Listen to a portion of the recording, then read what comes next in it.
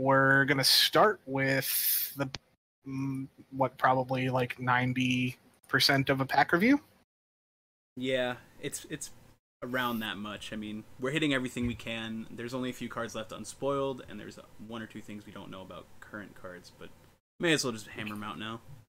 We cannot call it a full pack review, but we can't. But it's mostly a full pack review, which really, hey, that's good enough. I mean, for the I record, saw the line card. Next week we'll, get the rest of them. Well, if they're ready, because it's not coming out till Friday. Thursday, I think. What, a Thursday, yeah. Yeah. But we're gonna record on Tuesday, so. Just don't you worry, folk. We'll figure it out.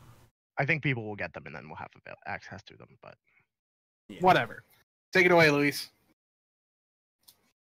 All right. So. All right. I mean, the first card we have is obviously the Stronghold. It's Kyuden Bayushi. It's +2 Stronghold Strength, 9 Starting Honor, 7 Fate per turn, and 9 Influence. As an action, you could bow the Stronghold and choose a dishonored character you control. Ready that character. If you have 6 or fewer honor, that character gets +1 mill and +1 pole until the end of the phase. I'll defer to Eric here as the Scorpion player first. Oh, sure. Okay, I'll go first. When this card was dropped, I was so hyped because I used to play like aggro Scorpion back in like the Imperial cycle. And it was super fun, and I really enjoyed like breaking provinces back then. But the more time I have with this card, and the more time I think about it, the less I like it. Because unbow abilities in this game really scale with the cost of the character and the attachments that you can put on that character. And Scorpion as a faction doesn't really have great big characters or, premier attachments to put on the character to make unbowing them worth it. And investing in large guys and combined with this dishonor theme just like seems really bad when the best clans, some of your best clans and your worst matchups are running things like For Shame and Noble Sacrifice. It makes it really scary to commit to things like this, and having to be so low on honor but not having a stronghold that lets you resolve an error ring every turn just seems like you can't really play an aggressive deck because you'll never get to draw enough cards to be aggressive. I do want to, I guess, reiterate what I think is really important about this, which is the part you were saying where you're trying to make this super unit to make the unbow as good as possible, but you're dishonoring it, which is something you don't want to do to your super unit. Like, just seems bad. And there are things that they're introducing in this pack that we'll get to later that help mitigate that dishonored part, but like, none of them are consistent, and none of them are always going to be on your board, and they're not good enough cards to run on their own. So I don't think they're the two. We're like pairing bad cards with bad cards to try and make an okay strategy, and I don't know if it's going to be viable. Yeah. Okay. So, I think we'll probably see this stronghold get more playable as time goes on and more things are Right. Right, and I can't wait for it to be playable, and I'm definitely going to try and play it, but I would recommend people approach it with low expectations. Yeah. I would say for sure, I think we're probably not going to see it in Bayushi at Worlds. Someone's probably going to be running it. Yeah, people will try it for sure. One.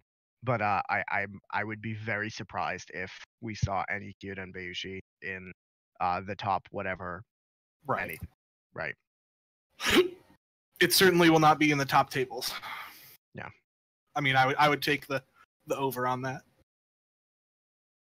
Or the under. I don't know, whatever you want to. Yeah, and I mean, I feel like the what you were saying about it, requiring you to get low on honor to be aggressive and then to mitigate that. I think that, the +1/+1 is pretty irrelevant. It's... The thing that we want to look at and evaluate here is choose a dishonored character you control and ready it. Yeah. So we do have some things in Clan already that really let us kind of play with that, right? So we have that discard status we have the. That's kind of what I was referring to before, though, and that's not a very good card on its own. It's not, right? And we could play what's his face, the promo. Yujiro. Yojiro. A card Yeah. I've been saying is not as bad as everybody thinks for a long time. Yeah. I think if we're gonna go away from the control and into the aggression, I think that's kind of where we want to be. But and unfortunately, here's what I have to say about Yojiro is that like even though it lets him ignore the status token, it still is there for things like for shame. Yeah. You know what I'm saying? So like it'll if you have your Aramoro dishonored in a military conflict, he's still going to be a 5 if you have Yujiro there, but he's going to be a 0 when he gets automatically bowed. And it's not like we're going to be going into Lion for fucking ready for battle. So yeah, I mean, this card does not improve your grain matchup, for example. Right? No, it makes the bad matchup even worse in my opinion. But like there are other things that run for shame as well. Like this will never win the mirror to City of the Open Hand. Yeah, I just don't. I mean, you're gonna get low to turn on your thing. You're gonna have a bunch of stuff that dishonors things. It's gonna out of the gate. Right. Get dishonored out of the game. Yes. It is a palace though, so there's that. Right. Yeah. Very relevant keywords. I don't have much else to say about this.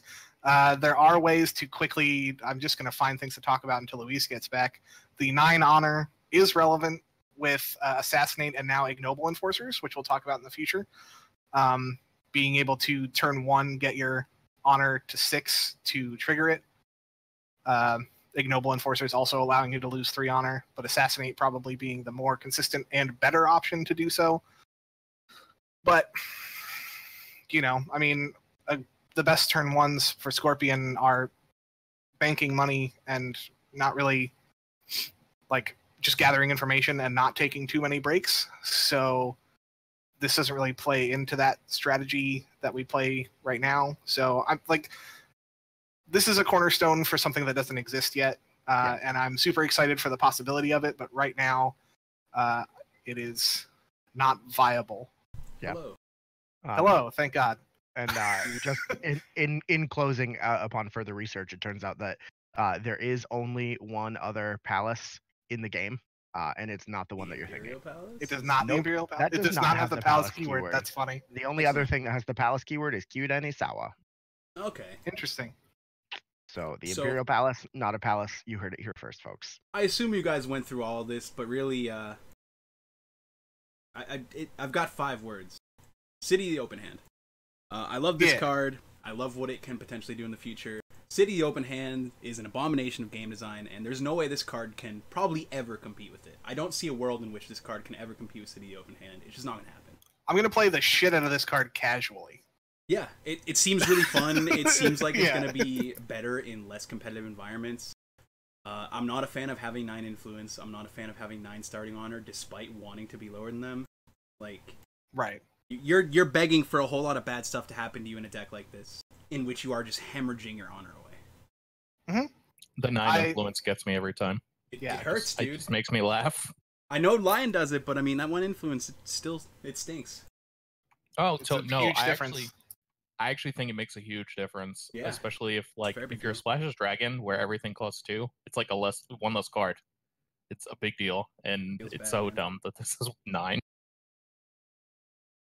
Yeah, So- some of the design choices on this are weird, and I feel like it was them purposely trying to make it not overpowered, but sometimes they just, I don't know. In the future, we could be eating our words, so we'll see. And I even think that that's like possible. Like Me it's too. not unrealistic, but just right now you have all these cards pointed in one direction, and this is not that direction. Yeah. I can read it if you want. Yeah. Brothers Gift Dojo, Void Province. It has the Dojo trait. Action. During a conflict, lose 1 honor and choose a participating character you control. Move that character home.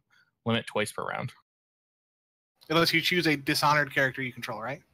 It's a participating character. Oh, I thought it was dishonored. Okay, it's not as awful as I thought it was. It's still bad, though. The real problem here is Eric said 1 word. I'm going to take a guess. Show me Void. I actually wrote garbage. Okay, that's fair. But does Void key into that at all? Yeah, for sure. Yeah, so the big issue with this card, and the big issue with a lot of cards, although there's more than a couple issues with some of them, but FFG have this thing where they keep printing provinces with that. You see a little symbol in the bottom right. It indicates it's a void province. It looks like It's like a void circle ring. and then another circle and then a circle. If they keep printing cards with this, I think they get the feeling that eventually some of them will see play. The problem is they're super wrong because Shameful Display exists, and if you're Seeker Void, Pilgrimage also exists. Both of those provinces are really pushing the limit of the strength of a province outside of the Dragon Clan. It makes me Those so frustrated provinces because are hard to compete with. they painted themselves into this corner in the fucking core set. Those are the two void core provinces. Yeah, you just can't print void provinces, and it's unfortunate because I actually like this effect. I think it's cute. Yeah, I think there's it's a world cool. where I would like to play with this card, even potentially in a non-casual environment. But because it has a void symbol, I don't think there's any world in which I would ever choose to use this over any of the, or not any, but over the two incredible, 10 out of 10 provinces that Void already has access to. A flavorful, cool, really fun card that will never, ever, ever see play unless we ban or restrict Shameful Display and ban or restrict Pilgrimage. Why is this not a water province? I don't know. It's a great fucking question. It actually, now that you mention that, it is extremely watery. It would be kind of cool if it was, because water province is pretty... Whoa. Yeah. But we got, for our water province, Web of Lies. So we've already got a water province, guys. Yeah, no, that's true. We couldn't have two. Also, super important. I think that this is obviously the best dojo. The only other dojo is that card. It's like Hidden Moon Dojo. I don't even know what that card does. I played test for the game. Yeah, so I'm sure that this one's gonna be that, sure. Yeah, for sure. Although to be fair, the other one's not a province. So yeah, one's a holding. Yeah, you can't flip it first turn and win the game every game, so it's like pretty inconsistent. I guess I'm on mono dojos now. All right, so on to the. Well, you can only play one of each of them, right? Now that's true. Here's a fucking card if ever there was one. This is Alibi Artist. 1 fate, dash military, 2 political, 1 glory, courtier and shinobi keywords. Action: if you have 6 or fewer honor, look at the top 2 cards of your conflict deck. Put one of those cards into your hand and the other on the bottom of your conflict deck. Trudyowski. I'll take 2, please. I'll take 3. This is a 1 money courtier. He also has the shinobi keyword for what that is worth. It's going to be relevant in the future. Break stuff. Yep. Yeah, that's huge. The fact that it's 2 instead of 3. Let me talk about that for a little bit, because as a Scorpion player who leans more towards Dishonor, Bayushi Liar being a -3 makes him actually fucking horrible in some matchups. But it makes him like extremely playable in certain matchups. Like you have to play 3 of Bayushi Liar for the Crane matchup because he doesn't get bowed by the box, and you can like poke and break Magistrate Station and Shameful Display if you catch them with their pants down, which are like super important for the matchup. But like in a lot of other matchups, I would rather my Liar be a -2 than a -3, because if I find something farmable that is a 3 strength, sometimes if your opponent's smart, they'll let you break it and not block your Liar, and it actually fucking sucks. So this gets around that, as well as just being, painfully fucking busted. This is triggerable early game. Late game, once you've got them to a point where they can't comfortably assassinate things, or they've already played, they're probably 1x assassinate. You can load this guy up with 2 or 3 fate and ride off into the sunset, burying your opponent in card advantage, because if you pin them down to a 1 bid, you can bid, if like you're even honor with them, you can bid 2 to their 1, box them to get back. Now you've got 1 card over them, then you Alibi Artist to get more cards over them while staying, even in honor. Like this card's insane. It's the best card in this pack. It actually is frustrating that like the best card is our 1-drop courtier, but Scorpion's kind of built around 1-drop courtiers, so. Yeah, I completely agree. This guy is going to be a powerhouse. It's going to be in every Scorpion deck at Worlds. For sure, 3 of them. 3 of them, without a doubt. And the only downside to this card in any capacity is that he gets bowed to the crane box, so he doesn't really help out a lot there. But that's for the record, secondary. His ability, it's Shrewd Yasuki, but it's better. Like you could use this action at any time. Like there's no. Yeah, you can use it in draw phase after you've lost the honor and then box. Yeah, just for the record, I really want to make that. Like using this anytime is actually a pretty big deal. And like knowing that it's coming, right, or knowing that it's in, it lets you affect your bid choice. It lets you can set up to be able to play. And you this, get to curate your hand with you this, can just get screwed sometimes. You get to look at the top 2 cards and just look into your veritable cornucopia. Be like, all right, which red card am I going to use in this situation? And you take that red card. And not to mention that it is a 1-cost card that triggers your For Shames, triggers your Forged Edicts. Like, it's an all-star. Look at, what is it, Court Novice? Absolute all-star. Court Novice sees play, and he just has, like, semi-relevant text. This guy has He's literally 1 for a 1/1 with 0 glory. Text. Like, this guy's text is so relevant, it's incredible. I think my Court Novice has been a 1/3, and it'd be relevant, like, once or twice in a lot of games. So I think that also the fact that he, at 1 glory, he's not a potato, which is a huge deal. I might even see this if I end up taking Scorpion to Worlds. I might even see this being Court Novice slot. I think. Yeah, that's what I was saying. It will either replace Court Novice, which is more likely because it's kind of hard to fit that many 1-drop courtiers in. But I'm definitely going to be trying builds with 12 1-drop courtiers. Yeah. Yeah. Because I want to see one every turn, preferably 2. Yeah. Yep. The consistency is key. I busted out the Scorpion last night for my Shogun challenge at my local store, and it was, oh man, we had some close games, but like the courtiers, I just had so many all the time. There was always. It's such a good feeling. It's very relaxing to play the Red Clan. Yeah. This card's a bomb. Up next, we have Shosuro Takao. He is 2 fate for a 3 1 politics. Bushi Shadow Shinobi with 0 glory. Action: while a dishonored character is participating in a conflict, move this character into or out of that conflict. I'm just gonna preface this. This card's so fucking cool. I fucking love him. He's interesting design. He's unique, which is nothing but positive. Yeah. I think he's good. I'm not sure if he'll see play in every build, but I mean, he's an off-statted character for Scorpion. Mm-hmm. He will certainly see a non-zero amount of play, even I think competitively.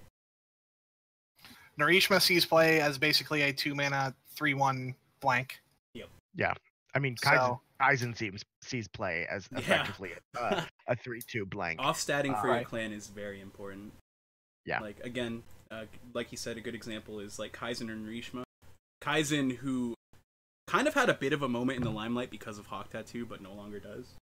I mean, he's a piece of shit that saw play because he had 3 punch dudes. That's really good. Like, 3 punch dudes for 2 in Scorpion is really fucking good. This card's really fucking cool, and I think it will find its home in the future aggressive builds. But those aggressive builds aren't viable right now, I don't think, and because of that, I don't think he's going to see sleeves for a bit, but I think he's really good. Yeah, this card, like, it feels like, to me, is not that important to Scorpion, but, like, if this had a different border, it would be, like, bananas. There are multiple cards in this pack where I talk about how frustrated I am because if they were any other color, they would be automatic. They would automatically see play, but because of the color they are, they will not. Yeah, this would be an amazing line card. Well, even with the Dishonored thing? I don't even care. It is more military than it costs. There are no line cards that have more military. Yeah, especially also, in like has just 0 glory, which is nice. Yeah, especially in the 2 slot. Yeah, I'm sure you would play a 2-mana like 3/1/0 with relevant keywords. Kid Crab, absolutely. I was talking about in Lion, but that too. I mean, there's a lot of clans that are just like, hey, can we get another 2-drop? Either way, though, this 2-drops are like really cool. kind of hard because like even like Young Rumormonger is like on the chopping block, and I think Young Rumormonger is better than this guy right now, at least in what Scorpion's trying to do right now, what their premier strategy is, being a 2-mana 2/2 courtier with relevant text. But I don't know. Like I said, in the future, there's going to be a different way to play Scorpion, and this guy will be not a linchpin, but a cornerstone of that deck, I think. Yeah, I also think I could see him in. If you're still playing Scorpion, that big stuff. I mean, he's an auto include, I think. Granted, not many people are still playing Scorpion that breaks stuff, but it is a thing. I don't know about auto include, but if you break provinces, he definitely deserves testing. Yeah. Also, from a flavor standpoint, reading his flavor text, we can discern a few things. Yujiro, who's going to be the main character of the Scorpion book, is definitely going to learn about the shadow tattoos and like what sort of nonsense is going on there with characters like Takao or Sadako or the shadow keyword characters. We got to get Mike in to talk about the lore. Yeah. So up next is Insolent Rival. It is a 3 fate, 2 military, 1 political, 2 glory, Bushi duelist. While the bid on your honor dial is higher than an opponent's, this character gets +2 military and +2 political. As an action, while this character is participating in a conflict, choose a participating character controlled by an opponent, challenge that character to a mill duel, dishonor the loser. This card is wild. I think it's tough. The design strikes me as extremely hard, almost elegant, but he's just not good, and he's really missing. If he had the Shinobi keyword and more stuff keyed off Shinobi, then I could consider it. But I really think he's missing something. Like I want to give him a try because he's got like some cute stuff that you can do with him. But I have a feeling that this card is a no-go, mostly because of his 3 cost and low stats and being potatoed by his own text. Yeah, all of those things. You'd also you'd have to bid higher. Probably not going to happen in the Premier strat. Maybe in the future. I do think the card is well designed. I think it's a really cool, pretty design. It just doesn't strike me as powerful enough to warrant how elegant it can be. You could design elegant. I've seen some people talking about how you can use this card as a corner of a strategy that can like kind of pin your opponent into certain bids, because like if they bid high to win the duel, they give you a bunch of honor. If they bid low and lose the duel, you dishonor their guy, so they take a 1 honor ping and you get a bigger guy. But like, it's just too niche, and there's a lot of instances where this is going to be a at least 3, probably 4 or 5 fate potato, and I can't recommend you spend that much money for a 0/0. Yeah. Not ever. Yeah. It sucks because I think the card's really cool, but I can't recommend it. So this art was actually used in NEL5R, and in the rules text of the old card called Bayushi Mugoshi, his rules text included the phrase, "You slander him for not accepting the teachings of Fudo, he loses 1 on." So that's cool. Down to slander some folk. I wish that we could slander people for not accepting the teachings of Fudo nowadays, but Fantasy Flight's not about that. I don't know what that means, but sure. I did want to say 2 things about this card.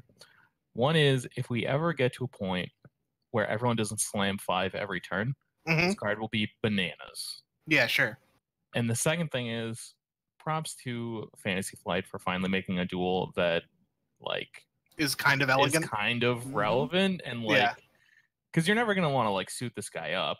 So it's not just going to be a bully duel. The duel Scorpion can't suit guys up, so yeah, and then the outcome is actually sort of in question and it has real consequences. Like if he loses, he's potatoed. It actually matters. So and I do think if there's ever a point where Scorpion is the bid high faction, but other factions move into something else, whatever that finally is. Right. This guy is a 4/3 all the time or whatever, and then it's really something. Also, another thing to think about, just rules-wise, it does check the honor bid all the time through the duel. So it's not like it checks their stats at all times through the duel. So it's not like you lock in his stat as a 2 and then he gets bonus, but it doesn't count. Right. The bonuses can take effect during the turn. Yeah, you're consistently checking. You're always checking the stats. So he does, if you're higher, immediately become a 4, and then affects the duel, which I wasn't clear on at first, so it makes it not as horrible as I thought it was when I first saw it. But I still don't like it. Yeah. Yeah, I mean, well, the having to bid higher though effectively negates the dishonor, right? Like the dishonor. Right, but that would mean that would mean I'm a Scorpion player who cares about stats and wants Right. to break things, Break, yeah. which I'm not right now, and I think most people are not. Up next, we have Ian's gonna play this card. Of course he will. You don't play anything. That's True. This is Soshi Aoi. It's a unique 3 fate, 2 mill, 3 politics, Shugenja. This is not the correct what's the word? Translation. But it's a Shugenja and I forget what else. 1 glory, and basically you pay 1 honor and you target a personality you control. You choose 1 effect. They either get +1 mill and Bushi or +1 political and courtier, and it's I believe until the end of the phase, but it might be turn, and that is somewhat relevant. It's phase. Phase, yeah. Phase. Personally, I absolutely fucking adore this card, although I hate the design space of extremely breaking the rules of the game. Yeah. I don't like giving out keywords because that's just incredible, but I do like the card. I'm not a Scorpion player, but I personally would, in a heartbeat, replace Miyako with this card. Like, I wouldn't even think about it.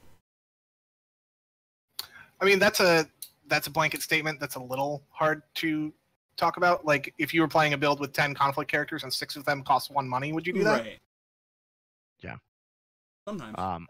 Yeah, I mean, I think she's an incredible insurance plan. I really like this card. Yeah. It does. The only way that it could be better is if it also were like, and also you could give it like +1 glory and make it a Shugenja.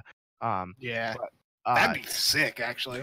Yeah, I mean, but she is a Shugenja, so you wouldn't need to do that. That'd be pointless. Right, like she activates your cloud. She can forcibly activate your courtier stuff if you need it. I mean, she just seems like an she can let you all-star dishonor an irrelevant contingency character. plan to me. Not literally like the card, but like an actual contingency plan. I don't see anyone ever choosing the +1 military for the Bushi trait, but like again, unless you're trying to break, in which case great. Or defend, yeah. Or defend, I suppose that's fair too. Or if you've already got a courtier on board.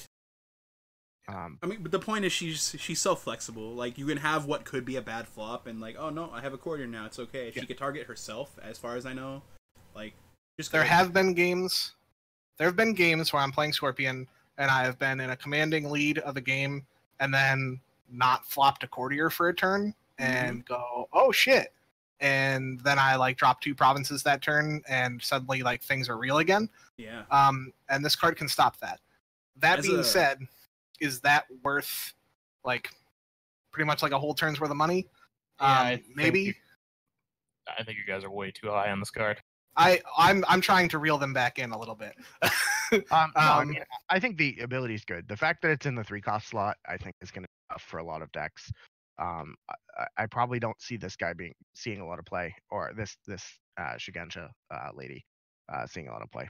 Right. I'm going to try her, and again, same thing I said. Get tried, but same thing I said with Kyuden Bayushi. I'm going to test her, and you guys should too. But you should approach her with low expectations, because I'm not super sold on it. And I think the best thing about this card, and the thing you really need to think about, is surprise for shaming people. Yeah.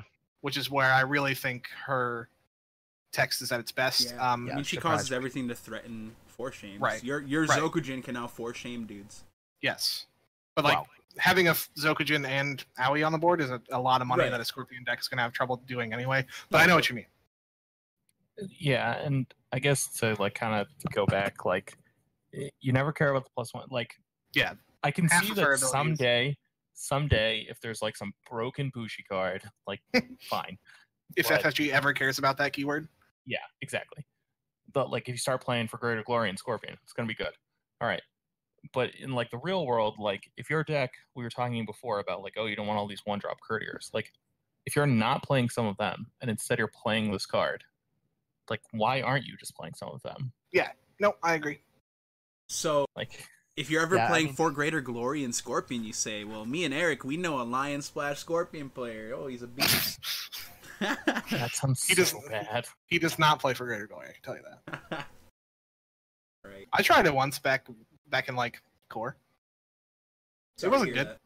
that. Yeah. But I've tried And, every Splash and Scorpion though. I And think- so Bayushi Aramoro. yeah, this is a card that we're not going to have to, Ooh. disagree about. Can I This go is first? Bayushi Okay. Aramoro. Yeah, I'll let you go first. Yes. I'll read it off. It's 4 fate. This card. Hey, Go ahead. Derek, be nice to me. I'll cry. He's 4 fate. Bayushi Aramoro. He He's will. 5 military, 2 political, 2 glory. Bushi Shinobi, who is unique. Action: while this character is participating in a military conflict, dishonor this character and choose a participating character controlled by your opponent. Until the end of the conflict, that character gets -2 military and is discarded if its mil skill is 0. Okay, Derek. It's all you, baby. Is this labeled explicit? Yeah, you're good. What the fuck is this shit? He's a fucking beast. He's a monster. This card is a monster. What? Absolute monster. What is this? Am Why I is gonna he be so like the one off-statted for the dissenting clan he's opinion? in? Like, he's 4 for a 5? I mean, goodness gracious. I mean, he is the foil to Shoju. They are brothers. He has to be like, he got all of the military genes and the good genetics and the not messed up arms, and that's why he's 5. And then Shoju gets to fuck the love of his life. Excellent. Well, Good I job, mean, Armoro. You tried. it's heavily implied that they're probably both. I mean, Kachiko, she does what she wants. So all three of Let's you circle back. are totally like on this card, yeah? 100%. This card is incredible. So, no. See, I'm gonna go back to what I was earlier. If this card was If any this other card was color, any other color. any other color, Right. Yeah. Well, Crane, yeah, but even Crane. if it were any other color, then the second half of its text wouldn't do anything. The premise of Mm. this guy is like Shoju in that, like, every tainted Koku and I mean, he fiery would- he magic would that you have greatly. He would see play in a lot of other factions, even It would with kill just tons of stuff. -2. I Yeah. think he'd see play in almost any other faction. He's a red card, and him not being another color might stink, but like, I still don't think that diminishes the fact that this guy's an absolute bomb. He's I extremely actually pushed. I actually think he's so pushed, he still might see play in Scorpion. Yeah, he's Oh, he's- ridiculously pushed. Like, There are this going is to a be card. people who play him for sure. But it's like on the edge, whereas like in any other clan, this would be like broken bullshit that I don't even get. Yeah, like I'm definitely going to try and slot him in. I'm like right now I don't really run anything over 3 in my dynasty deck, and this guy will change that. But like, it is hard to spend this much money on a character in this faction, and I know that's hard for some people to like wrap their smooth brains around. But like, I need that money for my shit in my hand. This kills men. So does Shoju. I can't play him. You can play Shoju, you just don't. I tried. You would be fine with him. I don't think your deck would suffer a ton for having Shoju in it. Not that it's the correct move or the incorrect move, but No, I mean, sometimes I put him in as a 2 of. He's good in multiple matchups. He helps the Crane matchup a lot. But like, if I didn't have to run anything, I've said this before and I'll say it again. Like, if my dynasty deck was just 1-drop courtiers and like enough Shugenja to play Cloud the Mind and then holdings, that's what I would play. But as we've said with a lot of other cards, there are going to be Scorpion strategies in the future that fit more flushly with this card, like when the red charge becomes real, or like regular charge becomes real. Like this guy's going to be bonkers, especially with the new stronghold. If you can cheat him in and then unbow him and attack again, like, there's lots of cool stuff you can do with this guy. But in your standard pokey poke dishonor, or like even a switch strategy, it's just hard to spend this much money on a guy. I got to spend my money on Kachiko and Cunning Magistrates, and he might be hard to spend money on, but I still think he's just incredible. And this is I'm gonna give him a shot. It's hard to, he it's might hard to not find be time. incredible in the current deck, but he is undoubtedly an incredible card. I mean, there's only so many ways you can compete with cards that are just already good, right? But this guy, It's like y'all said. Any other color, this card would see play as a 3 of in probably every single deck from here to infinity. Like probably from now until forever. This guy is a monster. Like they've really been pushing their unique personalities lately. I mean, look at Mitsu, look at Aramoro. Like they're both just uber powerful cards. I mean, this is like, I think they were going for, like this is the Tadaka of this pack. Because yeah, I mean, he's definitely not our 5-coster. Yeah. 6-coster. Or I guess a 4 or 5. Yeah. Speaking of the 5-coster. Oh, are we going right there? Ooh. Aramoro is really cool. Can't wait to try him. Not totally sold. Here's our boy. I'm Ignoble sold. Enforcers. 5 fate for 4 military and 4 He's just a Bushi, and he's got 1 glory. Reaction: after you play this character, you may lose up to 3 honor. For each honor you lost by this ability, put 1 fate in this character. I've heard whispers in the wind that Shen said this guy's in the top 3 cards of the pack. I don't personally see it. Nah. He's enemy. It's a lot of money for a bad body. You can mix and match his ability, so like you can. Right, so you don't have to do the full 3, and you can spend money when you play him to put fate on him with your fate, and then also react. So you could like put 1 fate on him money wise, and then spend 2 honor or whatever. I have a lot of things to say about this card. His cost is his reaction, and that's it. He doesn't have a lasting ability. He doesn't have a useful keyword. And his stats leave a lot to be desired. So his upfront cost of 5 is loaded into his reaction, which essentially lowers the cost at the cost of like card advantage or whatever the case may be at the time. Yeah. I mean, I think it's reasonable to say that certainly once we see Scorpion shift into a viable break focused deck, he's gonna be like, really? I think that's reasonable. So I would not play this in an aggressive deck. Break-oriented cards. Yeah. I don't think I play it either. So as a body that you basically get to pay 5 for and then have for 3 rounds, I feel like that's really powerful. Sure, but like you have to dishonor yourself for that. Well, I mean that's not really relevant with City of the Open Hand. With City of the Open Hand, but if we're talking about a future deck that wants to break, are you even using Kodo at that point? It does let you trigger the new box on turn 1, like I said before. Yeah. But that puts us into a whole nother discussion where spending all of your money on turn 1 in this game is like almost never correct. So like, or like, I don't know if it's almost never correct, but like turn 1, a lot of successful turn 1s, a big key to them is like pooling fate for turn 2. Like that's an important thing to be doing. And the other thing that I just want to talk about is like equally statted characters in this game just aren't that good. Like I would much rather his stats be skewed to one of either side. I don't even care which one. I would just rather his stats be skewed. Because like a 4 isn't that big in either. Yeah, 4 is not enough. Like point blank period. 4 can be enough at times, but 4 is not enough, I think, for the cost. Like the opportunity cost of bringing this guy out. I would almost rather him be like a 5-2 or a 2-5. I think that would be better than a 4-4. Having balanced stats is supremely overrated most of the time. Like you pretty much need them to do one job well. Doing multiple jobs okay is like usually not good enough. He does have a built-in like economy saving button, and he does let you lower yourself under your opponent to Kodo them or something. That but is like the thing. Like that's my big thing against him is, economy gains in a game like this are huge. Lowering for Kodo is a big deal, but at the same time, but like in that this economy is only relevant at the beginning of the game too. Yeah, and I don't want to spend this much money. The money for this keyword and this body, like it's just not there for me. I could be very wrong, but I can't imagine this actually being what you'd want to do with your honor or your money. Okay? There's so many better things you could do.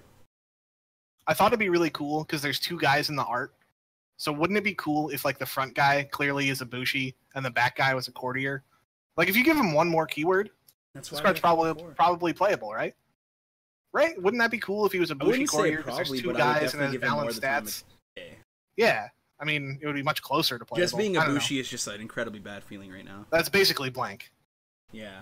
Like, but again, I mean, I think there's potential here, but I don't rank it in the top 3 cards of the pack at all. Like, yeah, I'm not nearly as good as him. But... yeah, I have trouble You know? seeing what he's saying, but he's definitely better than everybody here. So what do we know? Yep, clearly we are the worst. For sure. Anything else on Ignoble Enforcers? All right. Onto a much hyped card up All until right, people I saw do want what to talk it about did. something. Yeah. Okay. If this card stats were like 2/2 and it cost 2 and it had the same ability. Woo! Oh. All right, great. Now we've talked about it. Like, Mm-hmm. I would have not if that's what that was. Since this card was spoiled weeks ago, I would still be nutting. yeah. All right. That's all I wanted to talk about. Like, that's the big problem here. Is that Yeah, it's only because 5 it's in the just corner. it's too much money. 5 money's a fucking lot, dude. Yeah. You could fate lets worse than you- death a dude for that. Like, It lets you save. It lets you quote unquote save money, but to save the money, you have to spend overspend. 5 money. Yeah, Yep. doesn't All right, work. great. That's all I wanted to say. so again, Mike here's says a- in chat, "Embrace the void turns honor into money." That is the jankiest, most Phoenix thing I've ever seen in my life, and I, I want like to it, kill Mike. myself. I think you should follow that line of thought, Yeah, If Phoenix especially if we're players playing just in played- tournament against each other. chase your bliss, Mike. If Phoenix players just played their best cards and stopped trying to do this dumb shit, it'd be so broken. God. Oh well, ooh, more trash. Let's do it. Yeah, this is a card that was really hyped up until people saw the text box, and then they hyped it up for about 10 minutes and stopped. This is Bayushi's. It was Whispers. hyped when we didn't know the text box. Yeah. Yep. This is a 6 fate, unique character, 3 military, 6 political, 0 glory, and the informant keyword. No Ooh, attachments. nice. Would have been, slightly better when Hawk Tattoo existed. But anyways, action. During a conflict, look at an opponent's hand, then name a card. That player cannot play copies of the named card this phase. So before I would talk about the card at all, I just want to talk with you guys about thank Christ, Fantasy Flight Games has realized that if you're gonna print personalities that cost an entire turn's worth of money, it has to have the keywords "no attachments" on it. Mm-hmm. All of them do, because if any of them are ever printed without that, you already throw them in the binder. Because I can't spend What? 9. If they don't have no attachments printed on them, they will never see play. God, the mine is so dumb. Yeah, they there's the game immediately. Right. What am I going to spend at least 7, probably 8 or 9 money? I think that's to a real immediately get it clouded? exaggeration. But I I do get what disagree. you're saying. Oh, I don't. No, if I you don't cloud think my that's- Casada, I'm feeling pretty okay. Oh, I would do that 100 times out of 100. Oh yeah, you would for sure. There's a lot of cards you just cloud, and cloud is absolutely a card that warrants its whole other episode. I don't think that negating raw stats is entirely correct. Yeah, Cloud doesn't say that 7/7 or 7 whatever is a Right, but this guy but- is not a 7/7. Yeah, but If this you- at a 3/6, if this got clouded immediately and you played it for the effect, which is mediocre, I just Well, Fuchicho costs the same amount and is a 6/6 and also has no attachments. all Usually right. shows sees no So- play. True. we're gonna. That's because they don't play charge. They should play charge. We're gonna back up for a second. Yeah. This ability isn't that good, No. so that's fair. But if we're talking about Casada, if you spend $8 on Casada and they cloud it immediately, you may just have lost the game. I'm feeling fine. I had a consumed by 5 fires resolve on a Casada and been like, all right. I've had them fuck over Casada in many ways. He's still a 7. Let's Alright, get back on the card. yeah. Right. Perfect. So it's 6 cost for a 3/6.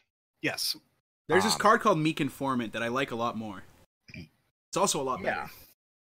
So during conflict, you get to look at their opponent's hand and name a card. They can't play copies of the named card. So it has to be during conflict.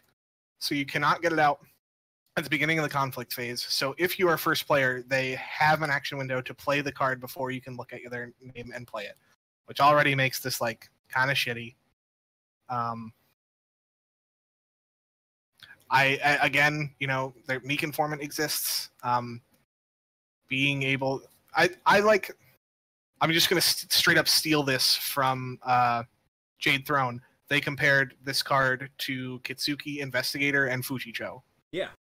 I would rather have a Kitsuki Investigator, which lets you pay 1 money to fucking policy debate my opponent and just take their best card instead of saying you can't play it for this phase, or Fushicho, who is 6 for a 6/6 with a bonkers fucking Literally ability. Reanimator. Yeah, Right, that and- is it says like gain 5 money. I think on people. Xbox. I know more than a couple people who saw this card, whether it was in our Discord or in the L5R Discord, who saw this card and like they genuinely seemed to think that the sky was falling and this was gonna like change the game. I would wager that couldn't even if even- this card is played on you, like if my Scorpion opponent spent 8 or 9 Spends money that on this much money. card, I would Yeah. actually thank them and shake their hand for giving Yeah. me the game. Like thank Thank so you for much. letting me back into this game. Like thank you for letting me win. That was like really nice of you. You couldn't hit me with one fucking relevant keyword. I couldn't get one. No, fuck you. Informants one? is gonna be super good. Yeah. Dude, the Informant Tribal deck coming soon to a You couldn't fucking even hit me with meta near Shinobi. you. At least give me Shinobi. Oh No, no, that would dude. be busted. Come on. Don't give it we're gonna talk about Shinobi, why. man. Bayushi's Whispers aren't Shinobi, they're just folk. I think that You're a folk. the big problem here is that Scorpion, did really well in the first Kote season. Yeah. And now we don't get good cards. Stop All right, saying let's- we. Yeah. Let's not go that far. They've got plenty of good cards, it's just this one isn't one of them. Yeah. I mean, but it's like it's the 6 cost, right? So like I feel like this card has been Yeah, of nerfed. course. That like I wasn't on playtest. I don't know what they were playtesting this card to be. But I can't imagine that they came up with this. Yeah. That would not surprise me that Right. this has seen multiple I mean, iterations. it could all have of just which- been an upholding authority. Yeah. This used to cost 4. I'm just guessing. I mean, at 4, we have some room to talk. It's just really Uh, disappointing. But Like, I was really looking forward to this card as a crab player. 'Cause Me I was too. like, oh wow, that looks like it's gonna be super interesting and awesome. And like, Yeah. it's just not. And I would go so far as to say I don't even think this card warrants testing. Let alone saying it's bad. I don't even think it's worth attempting to test this card in decks. Like, it's not even worth It's- trying. Okay, so on There's my no notes, world where you'll ever do that either. Not even in on the my future. notes, Brothers Gift Dojo is at the top of the page, and I just wrote garbage. Right underneath that is Bayushi's Whispers, and I put garbage. Moving Yeah, like, on. even when you're trying to break, it just you're not buying this. You're not doing it. so the last dynasty card that we have spoiled from the Scorpion side of things in This the pack so one- far. Potentially This cute. holding. It's Court of Deception. It's a holding that gives +1 strength to the province. As an action, if you have 6 or fewer honor, choose a dishonored character in your home area. Discard that character's status token. This card blows cock. Yeah, I don't think it's particularly good. I'm also unsure of how consistently you could even get value out of it, even if you did want the effect Cool art. often. Pretty cool. Yeah, art. that's what I wrote. My first 2 words just not says consistent. Court of Deception - wildly inconsistent. Yeah, wildly inconsistent. Will it ever show up when it's good, or will you leave it on your province row at the risk of clogging your board? My with greatest the hope. other shit you play. My greatest hope is that some Scorpions locally are going to test this card and see it work for them once and then keep using it. Because that makes my Scorpion Yeah. matchup like a lot better. If they run this card, I'm super happy. This card is not good. I don't think you can ever leave it. Right. Because we play other attachments that have to, or attachments, other, what the fuck are these called? Holdings that have to sit on provinces, and I can't risk, like, flipping 3 provinces and just, like, losing the game right there, you know?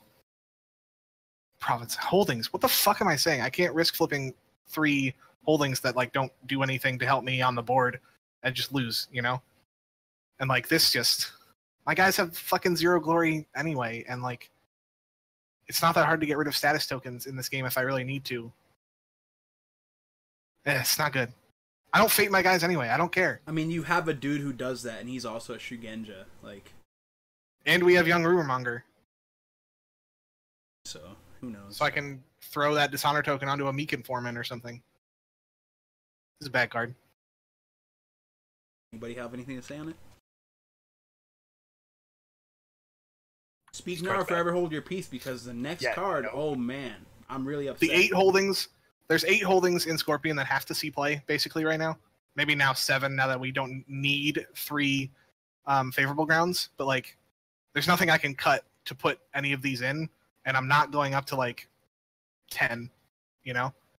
Yeah, Mhm. that's way too many. Now here, This is the real bomb of the entire pack. I'm super thankful to FFG for this. It's such a good card. You're so wrong about this card. I'm excited. I have no idea what you're talking about. This is Yasuki Oguri. This is a 2-Fate 1/1 courtier with 1 glory. It's a crab card. That's covert. Reaction: after an opponent plays an event during a conflict in which this character is defending, until the end of the conflict, this character gets +1/+1. I will start this off in 2 ways. He's a cutie. I think this card is an absolute piece of shit, and I'm welcome to being wrong, because I could be. The next couple things, like, as a crab player, this card got me, and the vast majority of the crab L5R chat, extremely worried. Because this card, to me, is evidence that they have no idea how to design cards for my clan, nor do they have a consistent direction for my clan to go in. This card is all over the place. Like, is that of like running Mick. Yeah, so this is a 2.001 out of 5 card, and 2 of that is because it has the words covert on it. Like, that's it. Yeah, I mean, the only redeemable feature about this card at the moment is that it has covert. I don't think, like, it seems to me like Fantasy Flight just keeps printing cards that say, while this character is defending, and hoping that they can get one that's good enough, and that's not something that I ever want to use playing crab, right? Like, I understand that we have to defend the wall, that's important, but, like, we can defend the wall by murdering Oni. We don't have to defend the wall by having shitty characters. I'm not a crab player. The notes I put for this card are Yasuki Oguri dash. Oof. Yeah. It feels like my face was spit in after having an entire cycle where I got 2 new cards, one of which was a fucking neutral. Like, this... Somebody put it this way, and this is, I'm not going to name them, but they are a Hatamoto crab. And they said, at 1 Fate, I would consider replacing Hida Guardian with this. At 2 Fate, it makes me consider replacing Crab as my clan of choice. Yeah. That was basically what they said. And I'm back on the crab train, but man, this card's frustrating. Derek, how do you feel about this? Okay. bear with me for a second. I'm bearing with you. Things are about to go wild. For months, I've been playing 3 for a 1/2 with Covert. Covert is broken as shit. This card isn't great, but it's not as bad as you're saying. It's not a key role player in the same way that Ikehata is. This card doesn't play a role that the deck needs it to fulfill right now. Yeah, I don't really think Crab and like cares Ikehata about offensively has text. That's the thing. Like, Ikehata has text regardless of how much people might want to pretend he doesn't. He does have text. And there's a bunch of other covert in Crab too. Like, there's a lot of so, like, this card's text is bad. It's just bad. The reaction is pointless. The premise, as far as I can garner, is that, okay, if I defend with this guy and then my opponent pumps, the pumps won't be as effective. That's the whole premise. And it also has covert, which you can't use on the defense except to stop covert. Yeah. So, like, how many other factions are going to covert out my whole board? Like, am I really not going to have a better character than a 1/1? Yeah, how many factions are going to be like, let me covert this 1/1 with a spooky ability, which, by the way, it's events. It is not cards from hand. Yeah, it's not katanas. It's not any of the cards Dragon plays effectively. Like, right? There's 2 big things that make this terrible. No event that you're going to play in a conflict is going to either do one of 2 things. If it doesn't affect the board state of numbers, it's not going to give you an effect that is worse than 1. And it is also not going to just... Like, it's not going to be worse than 1. That's really what it comes down to. They're not going to play an event that's not worse than 1, and they're not caught off guard by this guy. This guy's not going to come into the conflict and be like, oh no, like, it's a good thing you use Raise the Alarm because you're European. Like, no. You're going to pay for this guy, and he's going to come into play. And they're going to be like, okay, I'm just not going to use these cards this conflict. If for some reason I can't get through this 1/1, which is understated that I have to feed a card to become okay statted. Or, like, my 0 Fate Bonsai now only gives me +3 instead of +4. Yeah. Or, like, in the worst case scenario, like, if I see another crab player playing this, I'm going to purposely try to spend as many events in a conflict as I can just to assassinate it so that I can show them that it's bad. Like, I'm going to make sure I DM people who use this card. That's skewed logic, but I know what you're saying. my point is that like if you play this card, I hope people BM you because it's not good. I mean, maybe if we get more covert stuff, and eventually there are enough covert cards to play a deck where everyone has covert, and then you can't ever block, maybe. But I mean, then just I'd don't play see the it. Dragon Clan, right? Yeah. Like I just don't see. I've been coverted out of my box enough by Dragon to know that if I want to play a deck with covert, I'll just play the green cards. Speaking of green cards, next card. This card makes me so fucking mad. Yeah, Kitsuki Shomon. It's a 3 Fate unique, 3 military, 3 political, 0 glory. Bushi and Duelist keywords, and interrupt. When another character you control would be dishonored, instead dishonor this character, then ready this character. Derek, you want to say it together?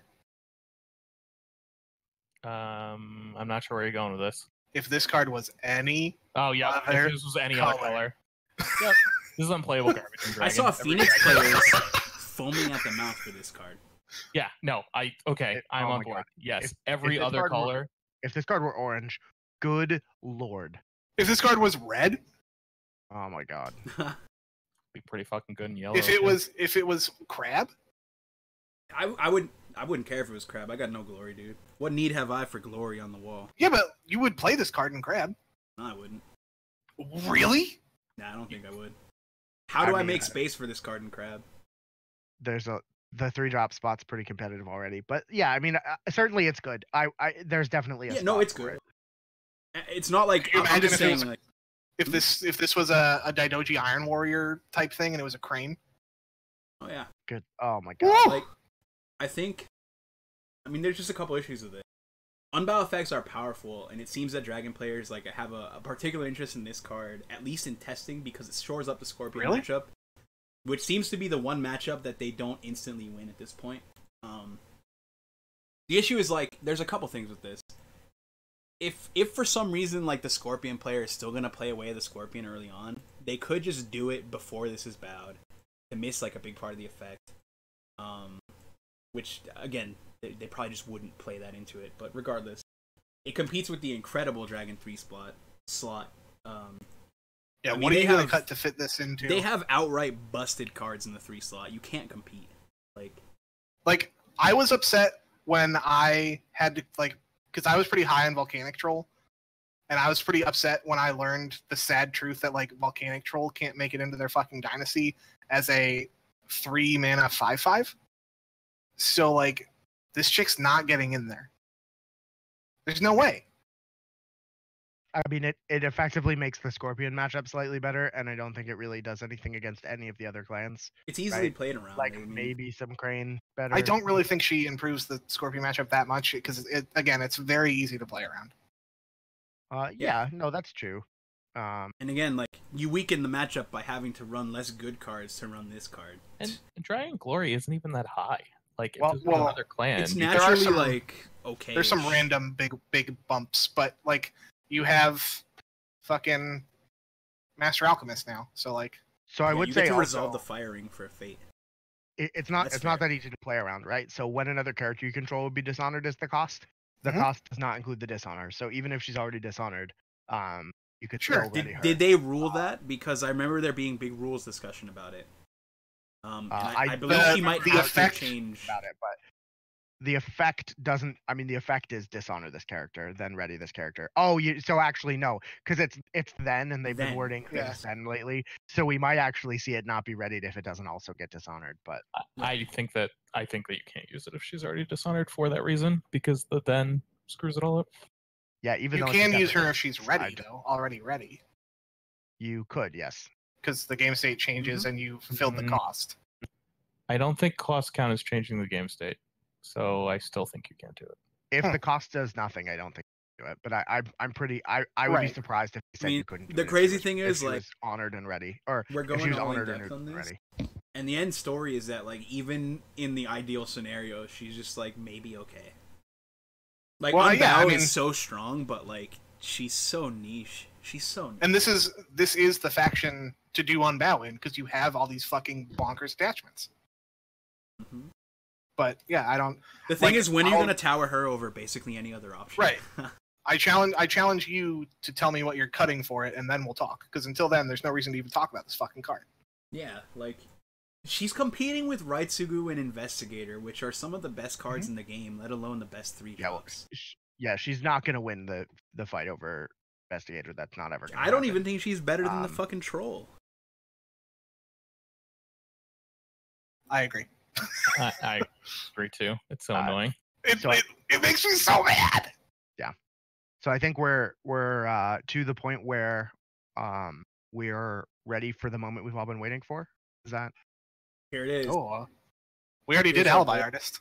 No. I'm not talking about good cards. I'm talking about the best card that's ever been printed in Legend of the Five Rings. Ooh. Derek? We already got past Yasuki Oguri, though. No, we have no. Derek? Well, Derek, here's your time to shine. This is I'm Akoto so excited. Kage. He's a Yeah, unique this is going to be a weird one. 4 Fate, 2 Military, 4 Politics, Courtier with 2 Glory. I'm not going to play Tekken. Reaction. After honor dials are revealed for an honor bid, if your bid is lower than an opponent's and you are more honorable than that opponent, set your opponent's honor dial to be equal to yours. Great. Boom. All right. So, Derek, obviously you're going to be playing. Take the 3M. lead, brother. Yeah, explain to me, please, because I don't get it. Yeah. What are you cutting for this card? How many, what 3 4-cost cards are you definitely placing with? I have had every emotion about this card. I have no idea how good it is. You Every motherfucker! emotion. So, the effect is amazing. And Sometimes. it's too bad that everyone else's dynasty has gotten so good, because several packs ago I was like, Lion's dynasty is really good. If I just fought somebody's dynasty with my dynasty, I'm definitely gonna win. I don't think that's the case anymore. Yeah, I don't either. And I like that it protects itself and he can't be clouded before it happens. All of that's great. But he's not a Bushi, his stats are weird. He doesn't benefit from charge. It's just so you can't play against Scorpion early in the game, because if they're playing Steady the Open Hand, you're either at 11 and you switch places, or you're at 12 and then you both go to 11, so it still doesn't trigger. Yeah. This card that is printed, they said it's literally supposed to be an anti-Scorpion card. So I think late game it is. I think late game you lock your Scorpion opponent out. So but late game, if things are going my way, I have already gotten it to where I'm bidding 1 to lock you into 1. I have had more success playing against Scorpion as Lion lately. Sure. By just slow rolling like crazy. Yeah. Don't even try and break. It's sort of like when you talk about not trying to attack as Scorpion. I'm always attacking as Lion, but I'm not necessarily trying to break. I'm trying to make you spend a card to not lose to stats. And then you spend a card, and then I shrug and I take the ring effect. And you do that enough times, and the game sort of drags out. And then if you play this guy, I think you can turn that into a win. But if you get him early, it's ugly. You have all these expensive guys to charge, so he's just not active versus really expensive. Anybody. He's active versus Crab right now. And old box unicorn, in case you find the actual literal unicorn playing that. It's so frustrating because it's so close. Yeah, my notes for this, off stats for Lion seem nice. Courtier keyword is welcome. Too many restrictions to get consistent value out of him. Not usable turn 1 against most clans in Hisu Moritori. The 2 glory is just, it's so bad. That's very frustrating too. So bad. So I think that his ability is potentially useful late game, potentially incredibly impactful late game. Yeah, for sure. So that's one thing. The other thing that's, I think, the most important thing about him is that he led the Kolot, and clearly going to see him involved. Oh yeah, Master Tiger, really fucking cool story thing. Daddy Kage, can't wait for him. I thought he was Master Steel. No, he's Tiger. Well, ignore His me. art is baller as shit. Also, he does look pretty cool. So he's an old ass bitch. Yeah, I would like to say though, there's no possible way that he could get the katana out of the sheath at that angle, but other than that, it's fine. But it looks pretty cool. He was posing, you know what I mean? He had him get. So this card goes in Yojin no Shiro builds, really, right? I think so. Yeah. And I don't know what you do with that stronghold because it's bad. Right. Well, here's the thing too: is if you're trying to honor out on them or some shit, you don't care because you want them to bid higher than you. You're not as Yojin no Shiro. What are you doing with that box? I don't get it. I'm so confused. He's really good. I think. Can I ask a rules question? Sure. Go ahead. It says set that opponent's honor dial to be equal to yours. That changes the physical dial, right? It does. So things that in Lion in your fucking faction that key off being like a lower bid now don't work. Yep. That's true. But also things. So like your that cool could new add guy higher doesn't. bid work. Hey, that guy's not bad. The other one, he's sick. What other Who one? are you talking about? The other guy who keys off being lower, doesn't he key off being lower? Tactician? No, That that guy's works. beast. Tactician's Apprentice? Yeah, That yeah. one works. You can react to both events. Oh, Yeah, yeah, you he's react. doing You react better. to the Tactician's Apprentice. Yeah, Oh yeah. but doesn't. So you draw 2, they draw 1. But say, I thought first player chooses the reaction order. If 2 things happen at the same time, I think that is actually the case. because Yeah, that's how. that is the case, I believe. That's how K-Day works. I thought it was you have to choose whether to pass reactions. It's like Spyglass and Resto, for example. You could Spyglass after Resto is activated, or they choose not to activate Resto. I'm not sure how the timing works. I just know how K-Day works because both rings happen at the same time. So if the first player chooses which one happens first. I think the rules in this game are sloppy, but they've. Oh yeah, but that's a whole nother So discussion. they ruled that it works, so I'm going to play it like it works. So yeah, I put it combos with their new Premier 1-drop Tactician's Apprentice to maybe, potentially, in someday, open up a whole new avenue of playing L5R known as not mashing 5 every turn. But Yeah. for now, this card's probably not playable. A 4-Fate 2/4/2 is really not playable with no text that affects a conflict. And that's important to me. His text doesn't affect conflicts. It's something to keep an eye on in the future, but there's no real way to drop money on this card for it to be effective in Lion right now. I think I agree with that, which is super frustrating. Yeah. This pack is full of cards that I basically can write the same thing over and over again. A lot of them I just will feel say like that. Maybe in the opportunities. future. There are a bunch of cards like that are actually good. Like Venerable Historian, Tactician's Apprentice, like all those cards like seem like they do a real thing. But then you throw Which- them into a deck and it There's just not enough of them. And then like the one like if you try and get like too cute and play like the bad ones too. Yeah. Like you're even throwing the bad odds or cards at whatever. a like cute strategy to try and like catch people off guard, and it's worse than just playing good cards. There's something to be said of catching people off guard, but definitely not that much. Yeah, you're going too am- deep. I am gonna try and playtest like 1 or 2 so that if I flip it late, I just lock someone out. This is a card that deserves testing, absolutely. But I'm going in not expecting a lot. You Yeah, can you only should. Spirit Caller in a conflict, right? Yeah, okay, never mind. Yes. So he doesn't work with that either. So That'd be next- neat, but too bad. Next lad is kind of interesting. This is Asako Maizawa. He's 3 Ooh, I love this guy. 2 mil, 3 pole, unique, 2 glory, and the courtier keyword. Action: while this character is participating in a conflict, if you count more current glory than your opponent among ready participating characters, choose a participating character, double that character's base political until the end of the conflict. I can't. Who wants to really take speak the on lead it. on this one? I I can talk about it for a bit, but I'm gonna grab a drink, so. have an easy one. If he gets court games, he's not a potato, which in Phoenix is super important. I mean, you double that character's base, so like, even if he gets court games, if he targets himself, he's a 4. No, I know. Yeah, I no, agree. I'm not. I'm saying like, that's Yeah. good. I mean, the ability to he's effectively gonna be +2 or plus. He's effectively gonna be +3 political, right? So he's kind of a bonsai, but Yeah, um, political bonsais are hard to come by. and especially in a place where Phoenix could use more onboard buffs. He looks interesting. I don't know I think if this he's gonna card be. is straight up good. Yeah, he's in the 3 slot, which for Phoenix doesn't have anything like There's only one. really important. I think the 3-drop is pretty classically what Phoenix players just kind of skip, right? Yes, Um, their power is housed in 2 and 4 and 5. 2 and 5, and Prodigy of the Waves.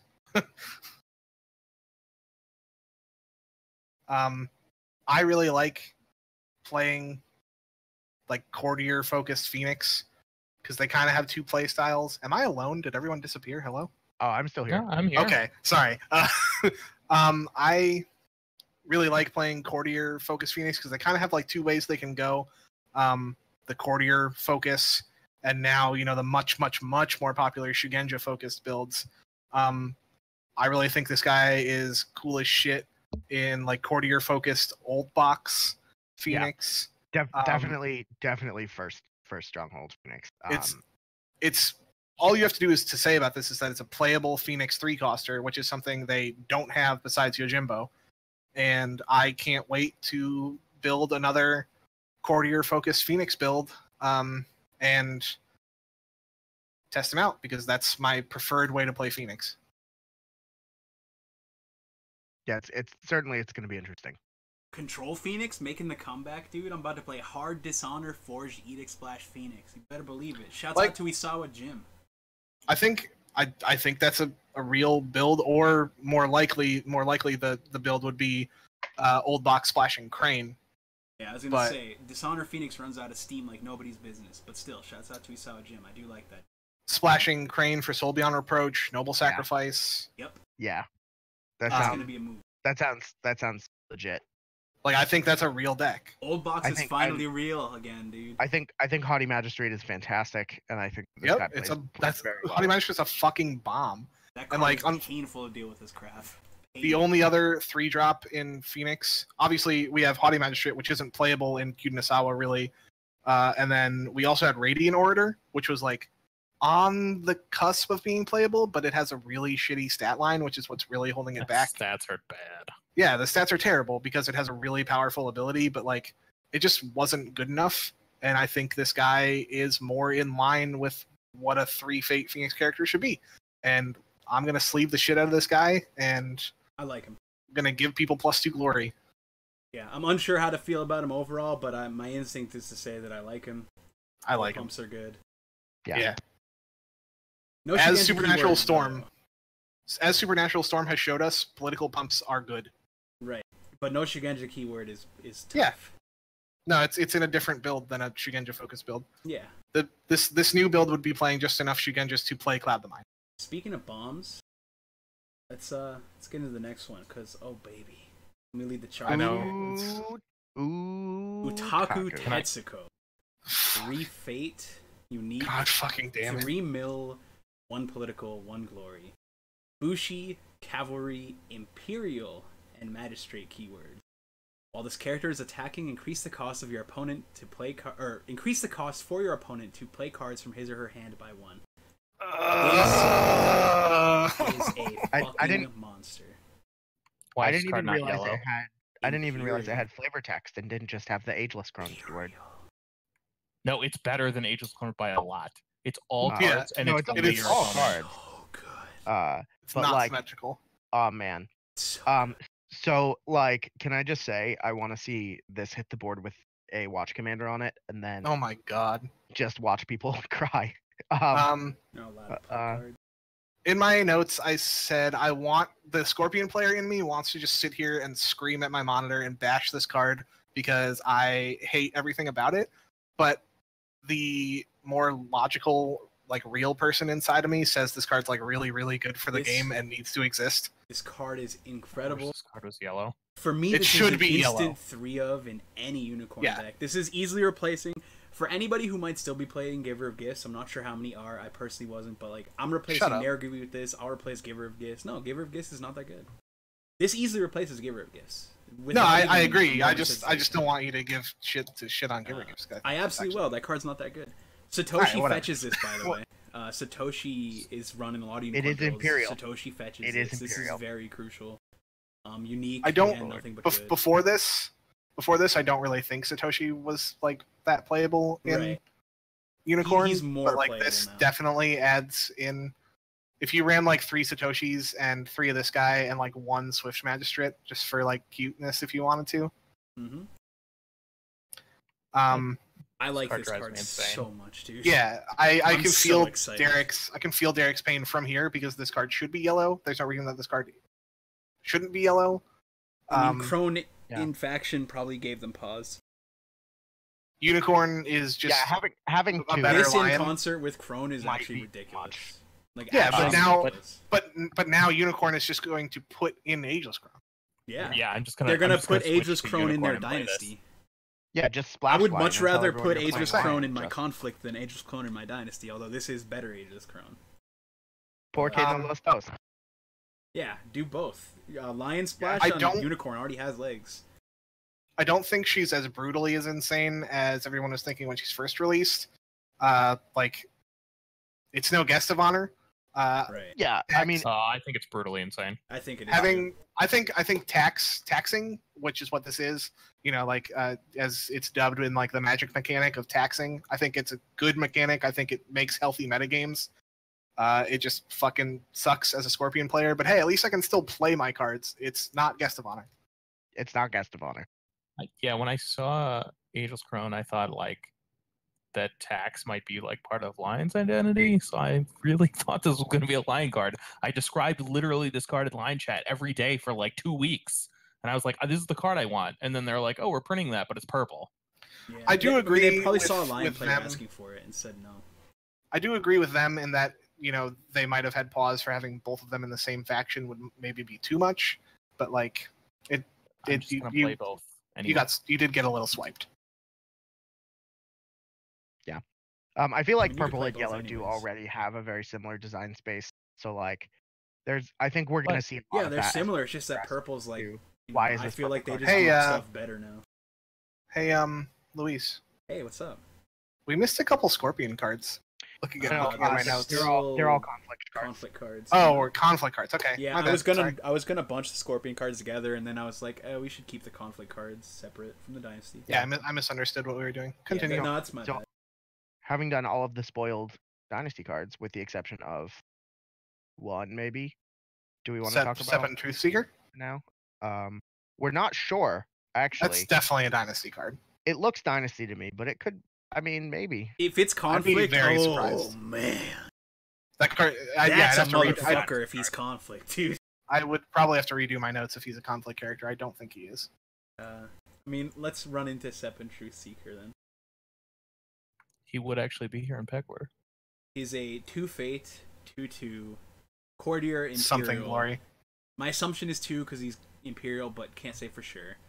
Force It's not. I'll Intellect. tell you, it's probably not 0. I'll tell you that. When this Yeah. character leaves play, each player draws 2 cards. If this is not a Dynasty card, oh man. Yeah. So like, if it has a non-zero glory and is a conflict card, so like I can play 2 money, win the Imperial favor, and draw 2 cards. Like that's probably a problem. Yeah, that's Um, probably a problem. Yeah. So I'm gonna say it's a dynasty card, and as a dynasty card, I wouldn't play this card. I don't hate him, but I think the issue with symmetrical effects like this, there's some I'd be symmetrical so effects happy that if make my sense. opponent played this. Yeah, this is a symmetrical effect that like it's just not gonna be good unless it's degenerate, which you can't really make this degenerate. Like You were literally Each player's saying that doing if the like same. your opponent, So, on the note of making this degenerate, I Oracle would of just Stone. like to share 2 things. Right. Firstly, It's my much desktop different. background is Oracle of Stone. This is true. that's different. And secondly, I want to play this in an aggressive Crane Dishonor deck where I have 3 of this guy and 3 Oracle of Stone. The attempt to discard to mill my opponent. Shut up. I'm not joking. I want that to be a real deck. I want more You mill can cards. want it I all think you it would want. be fun. Yeah, you but can that's- want it. It's never gonna happen. I will admit that. Why would you play an aggressive Crane instead of trying to recur Oracle of Stone with your really, because really I- fair stronghold that's definitely not going to be restricted one day? Kyuden Bayushi. Is Oracle of Stone a spell? Yes. Yes. Oh, never mind. This has to go in Phoenix. Yeah. It's okay. Not all of our brains can be incredibly wrinkled like me as a crab player. But yeah, like symmetrical effects, they're just it's not good enough because it's each person Yeah. gets this. You're just paying 2 for a 2/2 courtier, which isn't the worst, but I mean it's not good. Yeah, I mean, if it's, I think if it does end up being like a conflict card and has like 2 glory, then that's busted as hell. And it's probably not, but This goes We'll into see. the same mindset though. Like a comparison to Oracle of Stone is not the worst, although it is pretty. It's not spot on, but like the idea is this could still like potentially close off some design space in the future. Like, now they can definitely never print a card that says your opponent can't draw cards out of their draw phase, for example. Like, they definitely cannot print that card anymore. Not that they would have with Oracle of Stone existing, but if this and Oracle of Stone were to get together, have another card with them that says your opponent can't draw cards past their draw phase, like, that would be a legitimately super toxic thing. So, like, it just closes off design space. It doesn't really do anything. It doesn't open anything up. It doesn't seem like a good card to print. If my opponent ever played this against me, like you just said, I earlier, I'd shake their hand. Yeah, it's like, thank you as a Scorpion player. Thank you. Like, you just gave me better options than you could draw. I would without a thought assassinate that in the first thing. That'd be great. Good lord, that'd be good. I'd be like, I would love to lose 3 honor to draw 2 cards. That sounds fantastic. And I get the bonus if you lose a guy. Oh man. Let's go to the next one. It's already 9:15. So we're getting into the conflict cards now. Liar's Mask. Liar's Mask. Here it is. So excited it's, for Liar's one Mask. fate +1/+1. Oh, okay. It's am I out of order? No, you're right. It's an item mask. Play only if you have 6 or fewer honor. Action: discard a status token from attached character. Take it away, Brandon. Tell me why this is any good.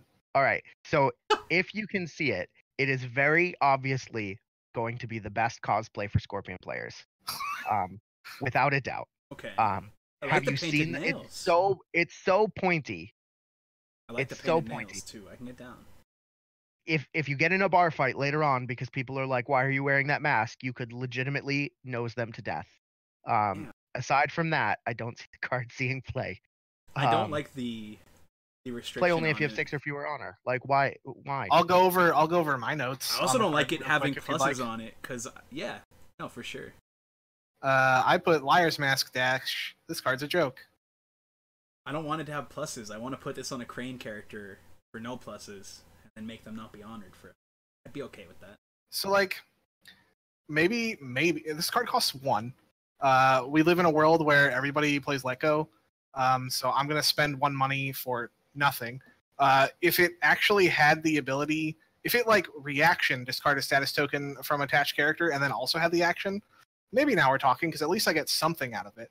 But like in this game, if I'm spending money on attachment, it has to be ground shakingly fucking brutal. Yeah, and it's not. It's not ever gonna. I don't think it's ever gonna play. I can't imagine a place where it's gonna.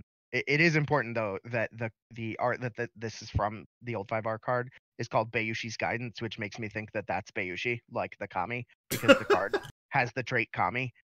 So that's important. Look, Bayushi's lies. Its old 5R effect is it's not important anymore. Is if you're reduce all honor gains during the dynasty phase by 1, which like why can't it do that? The dynasty phase, as far as I understand, is kind of like our use your words. Dynasty phase. Wow. Yeah. Do we not have that? Do we not have that in L5R? Phase. Yeah, it's where you play guys. In old 5R, you would gain honor when you paid enough for dudes, though. It was a little bit different. Yeah, so it would probably mirror to like the fate phase, but like cleanup phase, yeah. Oh my gosh, think if it were like characters. That card be. Oh man. I probably still wouldn't play that, but sure. And it also, if you're a Scorpion player, you could. It was a sabotage. We only have 40 deck slots. Like, there's not enough to make cards like this happen. Yeah, there's not. That's not going to be a thing. This card sucks. What about old 5R, Derek? I heard you, baby. I got you. If you paid 2 more for a guy, you gained honor equal to the stat that was basically glory. Yep. So I don't think it was it pay 2 more, or was it pay it depends the on when you printed played. Costs, right? It depends when you play it. Next. This card sucks. Stolen Breath, 2 fate attachment, poison, so you can't hit Yaruma with this. This character, or this attachment cannot be played during a conflict. Attached character cannot participate in political conflicts. Strong but expensive. And even then, it's not that strong. Bad. So yeah, we'll go right back to what we were just talking about. If I'm going to spend any money on an attachment, it needs to be ground shakingly fucking brutal. Especially if it costs 2 money, which is twice as much as 1 money. And if I'm not going to play 1 cost attachments, I'm sure as fuck not going to play 2 cost attachments. It needs to be mark of shame. Yeah, if it had a reaction that did something, so like it immediately does something, that's the only way these attachments are ever going to see play. My house is probably on fire, but I'm not going to go check. The attachments that you can't play during conflicts, I don't. I wanted Heights. It was to ensure that you can't bow and send home a dude for 2 fate. Well, I Yeah, mean, you could do that Pacifism- for no fate if you're a dragon. Fuck you. Pacifism wasn't playable before Let Go was in every deck. Stolen Breath is just as not playable now. Yep. Yeah. I have the same note for Liar's Mask and Stolen Breath. Maybe in a universe where attachment hate doesn't flow like golden nectar from the kami. And even then, it's like still a maybe. Did the kami have golden nectar flowing Shut from them up. constantly? You never That know what sounds- the kami are into, man. Even be. Now here's the card, and I'm gonna lead the fucking way here. You better believe it. This is a zero fate event. It's called Duty. It is the clan philosophy. It is the clan virtue, as the kids might say. Limit 1 per deck. Interrupt when the effect of a card ability, ring effect, or framework step would cause you to lose your last honor. Cancel that effect, then gain 1 honor. I want to So start it off should be with called two loyalty, things. but go ahead. This Well, for should the have been Scorpion, they are one and the Crab's same. clan virtue. For many reasons, not even just the card text. But that's just from a lore perspective. And secondly, disregarding the power level of the card, I cannot fucking stand the card design here. It is fucking I hate it. disgusting. Superseding win or loss conditions is fucking absurd and terrible game design, and absolute fucking shame on you, FFG, for even printing something like this. Whether or not it's good doesn't even matter. It fits into the same design space of the only balance or check to its power is that it can only be played once per deck, and That's that just- fucking I those- think those cards are terrible. Miserable. it's It's just so miserable. bad. It's Everything with the fucking limit miserable. 1 per deck on it is absolute cancer. They shouldn't. I don't think that they should be in the game. It's going to be awful. And Like, I'm what gonna if be worst- every sorry. clan worst gets part their about fucking this card- philosophy, and it's like this, like this level of power? The worst part about this card is that it is mandatory. I have to fucking play this. Now, Yeah. now my If I build a conflict Scorpion deck. deck, it will Yeah. be in that. You know what the Now my crazy, conflict deck Have is 39 cards. the Exactly. craziest interaction with this, and this might be a little Christmas landy, but here's the thing: the craziest interaction with this is that if you're on 1 honor, and like you just 5-bid them, or if you're like it doesn't matter, just 5-bid them, because it stops the honor loss and you gain an honor. If you're on 4 and Yeah. you're playing the 1-2 bid Yeah, dance, you go to just 5 up, 5-bid yes. them, and instead of losing I 4 mean- honor and going to 1, you gain an honor because you cancel the honor loss. Period.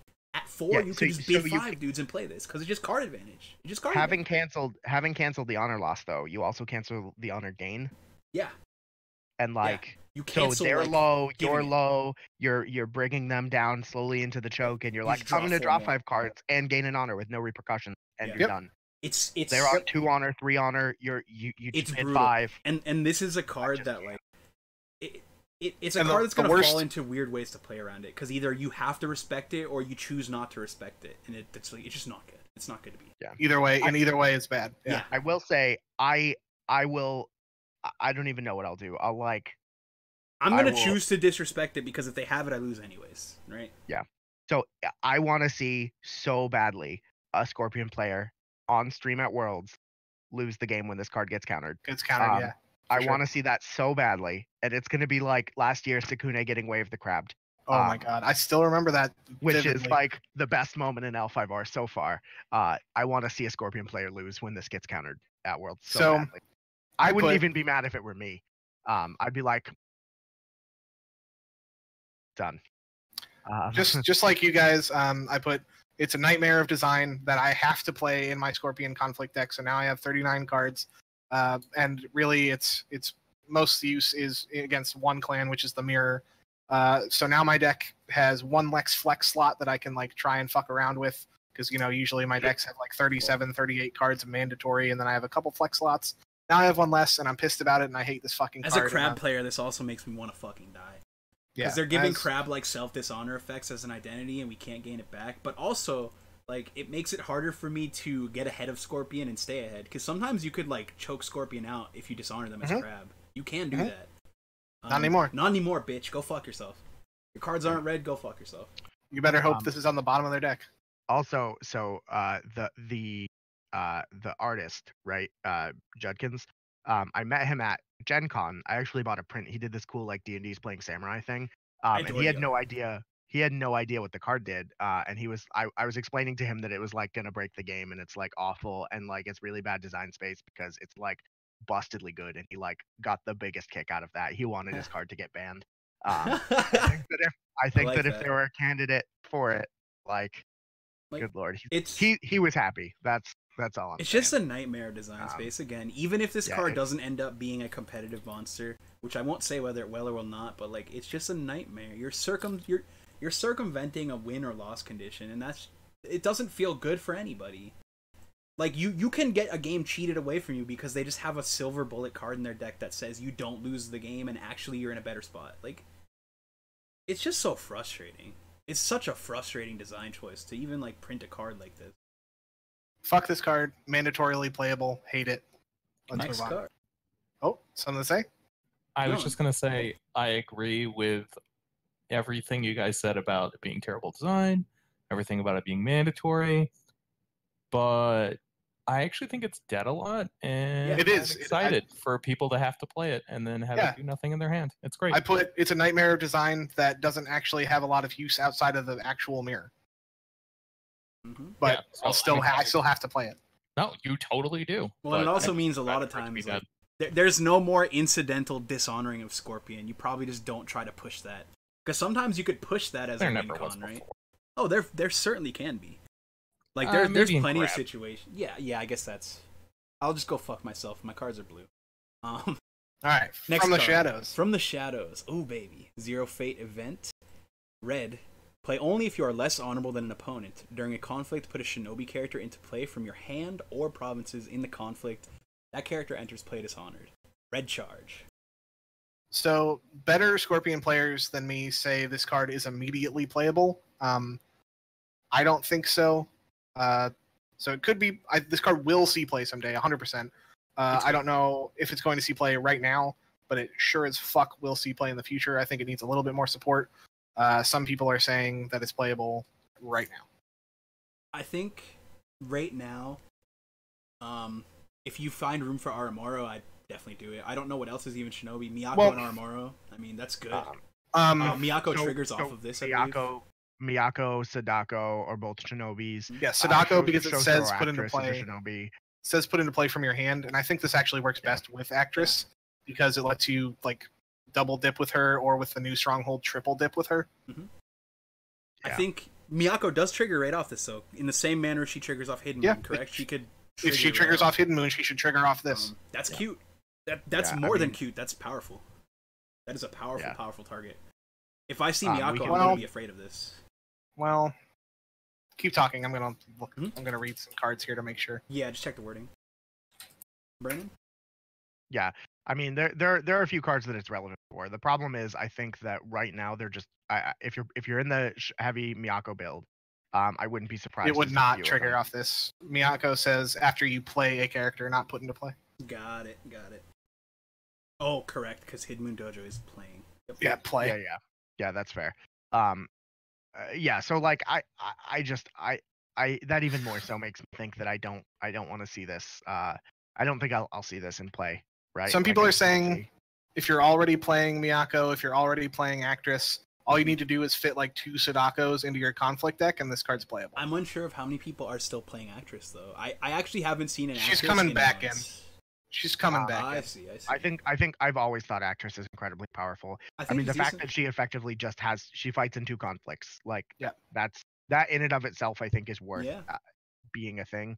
And there have been a lot of times, especially now that Crane likes to play Asami, like it's so brutal to take their Asami and just kill them with it.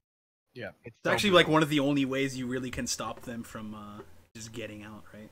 Like I tend to not exactly. buy So they play it to make the matchup better, and shows her Actress makes it just.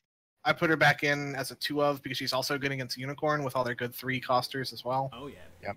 I mean, hey, if you can on the first conflict fight with her, they come back, get a Border Rider. Good lord. Like, oh my god. One of my first memories is when I first started playing, and I had an intimidating Hida Actress, I believe. It's 3 or less, right? Hmm.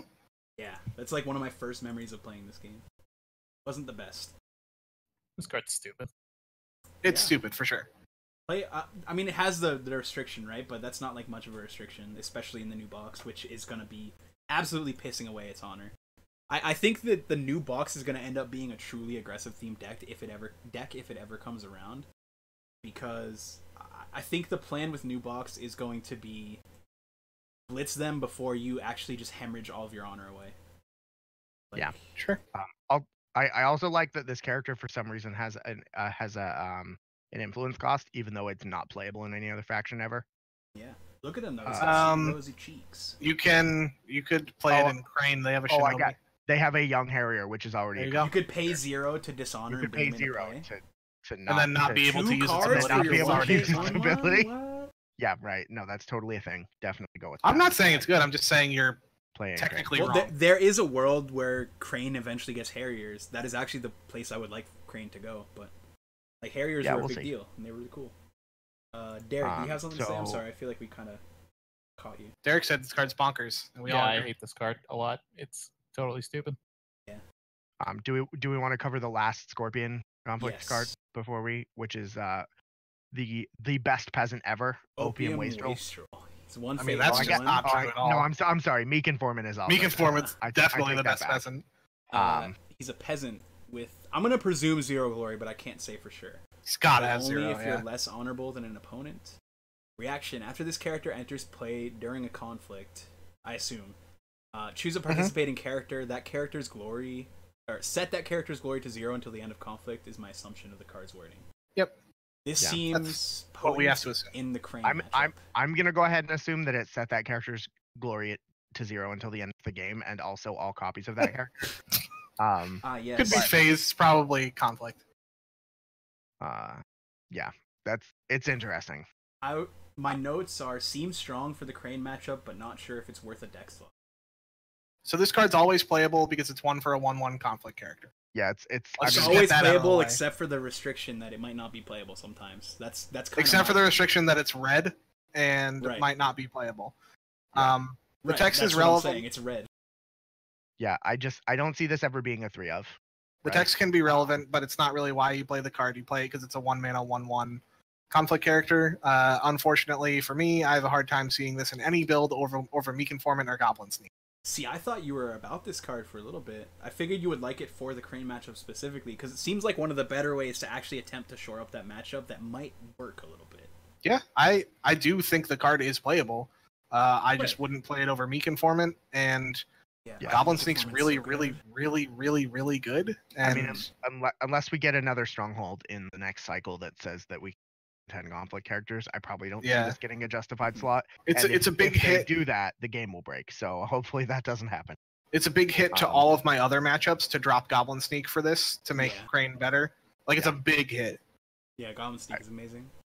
Yeah, I don't think I would do it. And even against, I think I think the best place that it would be the Phoenix matchup, right? Yeah, 'Cause Phoenix and Crane. going into the Splash and Crane to honor all my dudes forever. Yeah. Even Dragon, like Honored Yokuni is hard to deal with sometimes, and this says Honored Yokuni is a relevant Yokuni. Well, he's still like a fucking 7. Yeah. 'Cause Yeah, that's he's true. a base 5. I don't. It's cool, but I just unless there's less conflict characters, I just Yeah. that happening. Yeah, we have an embarrassment of riches in this conflict character slot. We're not In your playing conflict Sadako. deck, period. Yeah, we're not even playing Sadako, and I think Sadako's much more powerful than this card. But Yeah, Sadako is powerful. yeah, people were fucking freaking out when we saw that card, and she doesn't see any play. Yeah. Yeah. I still think, again, I don't like the design space of making your costs good, but that's a different conversation. Are you ready for my favorite card in the entire pack? Depends. Because I love this card. Up next, we have Doji Fumiki. This is This a card's 2 fate, bonkers. unique Crane card. 0 military, 3 political, 2 glory, and the courtier keyword. Action: during a boy. conflict in which this character is participating, choose a dishonored participating character. Bow that character. This is a conflict card that is Couldn't- not splashable. Couldn't even slap her with a dash mill, really. Yeah. Nope. So This card is fucking card bonkers. is incredible. It's incredible. I This card think- makes me want to restructure my entire Crane deck. Yeah, I it's insane. think this card alone actually might be the final nail in the coffin of I'm playing Crane at Worlds. So Crane's so good. you'd thought they would have learned by now, because of Ancient Master, that cheap conflict characters with 2 glory are like something you shouldn't be doing. Yeah. But here we are again. And now she's and a this delayed combat trick. Like, yeah, and this one is way like better you than thought Ancient Steward for shame was bad. Fumiki for shame is still good. She could be a it's- political motherfucker, like from hand. She's a beast. This card's a monster. Fumiki with for shame is better than Sword of Law for shame because you get both. Yeah, like Because I mean, you force shame them if they dishonor. You drop Fumiki. If they can't deal with Fumiki, that guy's now bowed and dishonored. Like, you drop this character and you honor it, and now you're probably breaking something because it's 5 from hand. You get dishonored. She's still got 1. yeah, she's not a potato either. She's still 1. I think this gives even more legs to the Murder Crane build, just maybe not so murdery. Like, Mark of Shame is an incredibly strong card. Doji Fumiki makes it even better. Doji Fumiki, Mark of Shame, like, I just can't. It's so good. Card's insane. Bowing Dudes is incredible, and on this body, like, this is such a good body. I love that this is the best conflict character in the Scorpion pack is Crane. It's so good. Good lord. I mean, I guess to be fair, there are still 3 Scorpion cards that have not been spoiled. So unless they're like a 1-mana 5/5 with like 0 glory, I just don't see. This not being splashable is important too, because if this were splashable, I think Scorpion would be all over Crane and splash again. We're already, like, if Let Go didn't exist, we're already like on the border of, you know, splashing Crane anyway. Especially after Worlds when we lose Seeker of Void. So like, if, you know, in a world where we don't have to think about Let Go, if this were splashable, we would be all over it, but we don't have to worry about that. If this were splashable, good lord. But it's not, so I just love this card. Again, I'm restructuring my Phoenix Splash Crane deck would be insane if this was splashable.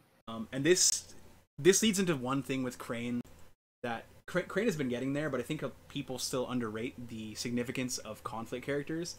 Crane can now very easily field 10 good conflict slots for characters. Absolutely, 10 of them. And that's a big deal. Like, that's incredibly powerful. It is potent to the point that I think they'll lower the curve isn't bad with them either. Like the cost, like, because you're at this point effectively we're doing 3 1-drops, 3 2-drops. This is a 1-drop. If you look 5 at it, 2-drops even. It's a 1-drop because any conflict character also has the hidden text of you can now pass earlier in the dynasty phase.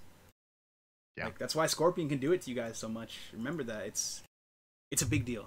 This card is a big deal. This card is, I think, a game changer for Crane. I could be wrong, but I don't see a world where this is. No, I don't think you are. For me, this is an instant 2 of, and I want to make room for 3 because I think she's that good. She's incredible. And again, 2 cost. She can bow it, dude, for 2 cost. A great stat line. Absolutely great stat line. But anybody else, anything on this? Alright. So here's the next card. We're into the Nooch. This is Offer Testimony. It's a 0 fate event. During a political conflict, you and your opponent each choose a ready participating character he or she controls. Each of those players simultaneously reveal a card from his or her hand. Each player who reveals the lowest cost card bows his or her chosen character. Man, when this thing was first spoiled, I was like, whoa. I thought it had a slot in Scorpion. Maybe not a slot, but I thought it had potential, and I think it still does. But I'm unsure about the card in general. It's just... we're already winning these conflicts, right? Like, we don't really need this card. I mean, 0 fate Ballad Dude is kind of cute, though. Like, nobody can compete if you just show a Kachiko, right? Or a Fate Worse Than Death. I also like that this is effectively the coolest duel that they've printed. Yeah, for sure. Yeah, absolutely. It's just we have enough cards like this already, and I think what we're playing, the 40 we have right now is better than anything that this brings. I think it's just most important to note that not many clans can even compete with you showing them a magistrate, because most clans can't or are not running 3 cost cards from their conflict. I still think it's decent, but I'm not sure it makes the cut in Scorpion, and I don't think it can make the cut anywhere else. What are you cutting for it? What are you cutting for it? That's what I'm saying. Yeah. Like, I don't think it can. I don't know what you would cut, but I mean, when I offer the testimony that I have Kachiko, you bow your character. So there's that. For sure. Yeah.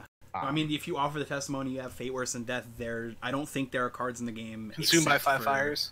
Yeah, consumed and another Fate or Kachiko. I would love to offer the testimony that I will consume you with 5 fires. I will be so happy that you showed me you're playing that card.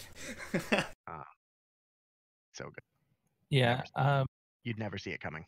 We should have just done this with Scorpion cards. I mean, I don't think anyone else can even play it. Yeah, pretty much. Like, I don't think other clans can really consider it yet. I think maybe Phoenix, Crane can. Phoenix can try and play it. Yeah, I think Phoenix and Crane have a potential, but even then, I mean, if you're capping out at 2 cost, most clans can show you something of 2 costs. Not all. Like, a lot of them. If I have to win in my Phoenix deck, I can consume. But yeah, It's not great to show. Basically, I also feel like this card loses a lot of value if you can't guarantee you're gonna win. Because on the off chance you lose, you just bad your dude and you discard the card. Go fuck yourself. Yeah. Right. Here's the real hot take though of the next. Here's the next card. This is Peasant's Advice. This has seen a lot of talk. It's a 1 fate event.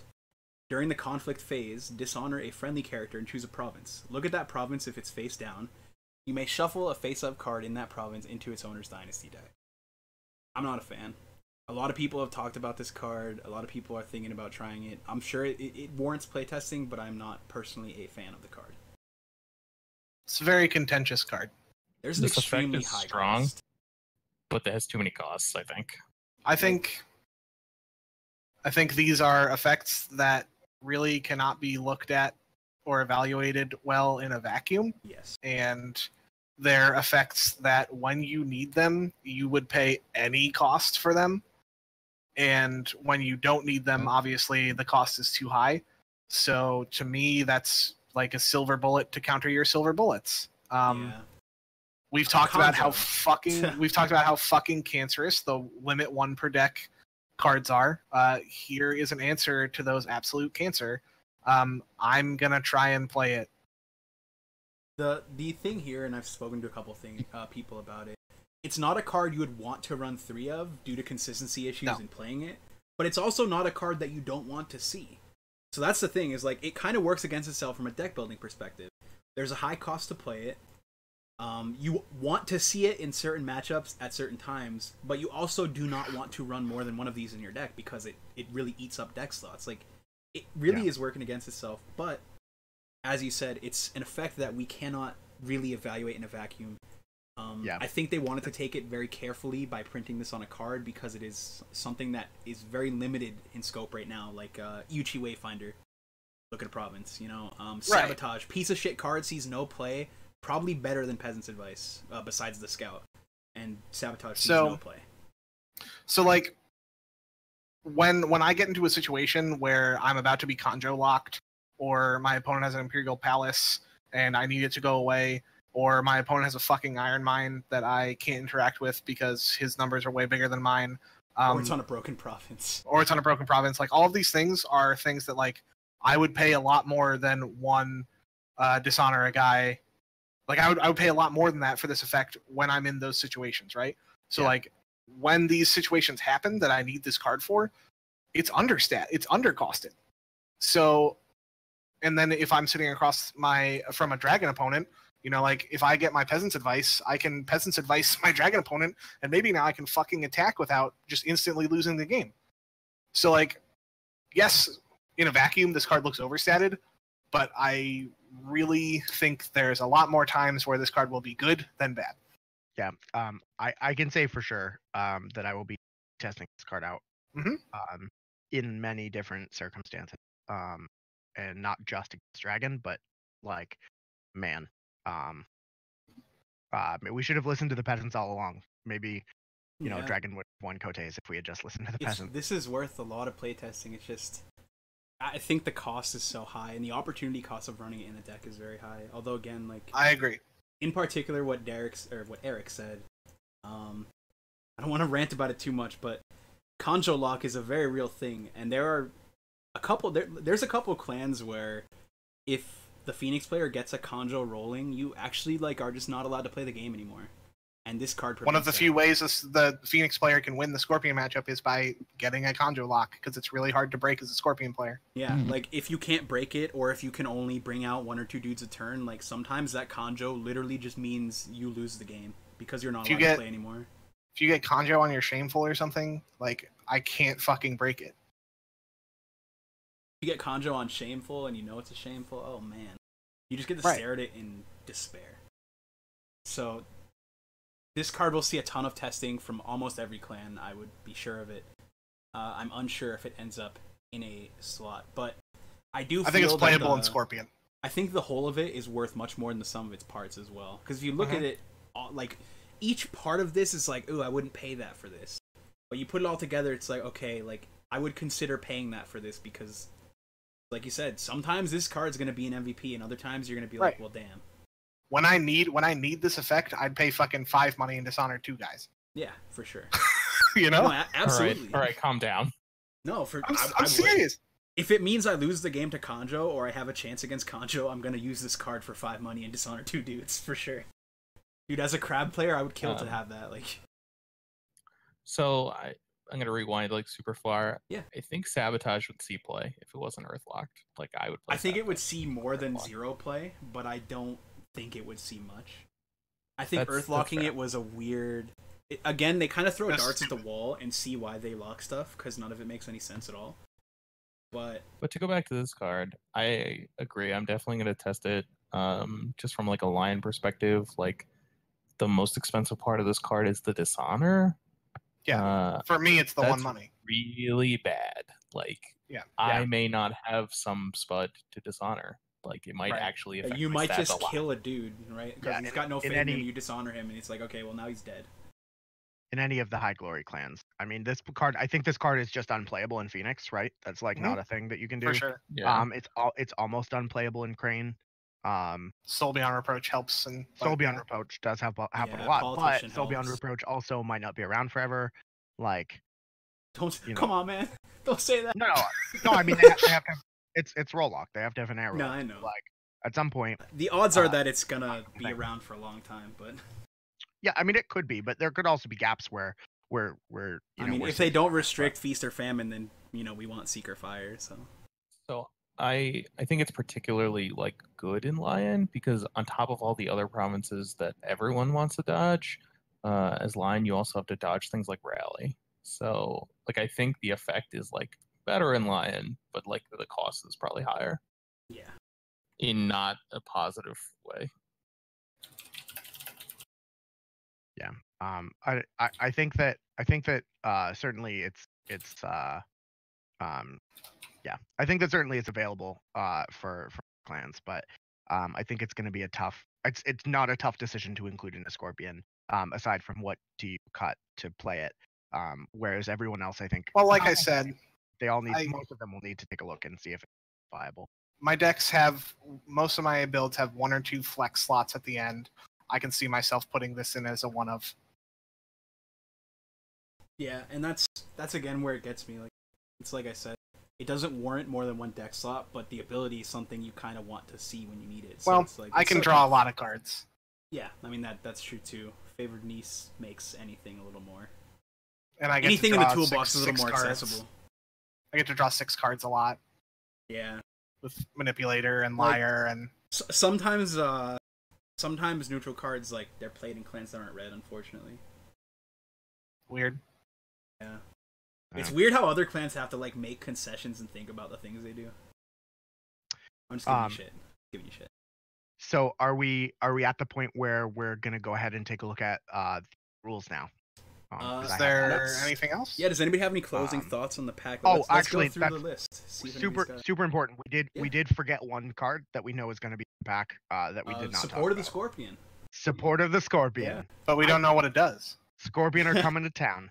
So they're coming to support everyone. Funny enough, we don't know the text of the card though, do we? Oh, it's support of the Phoenix, but instead of saying it how do you know? Might not be. There's no other precedent.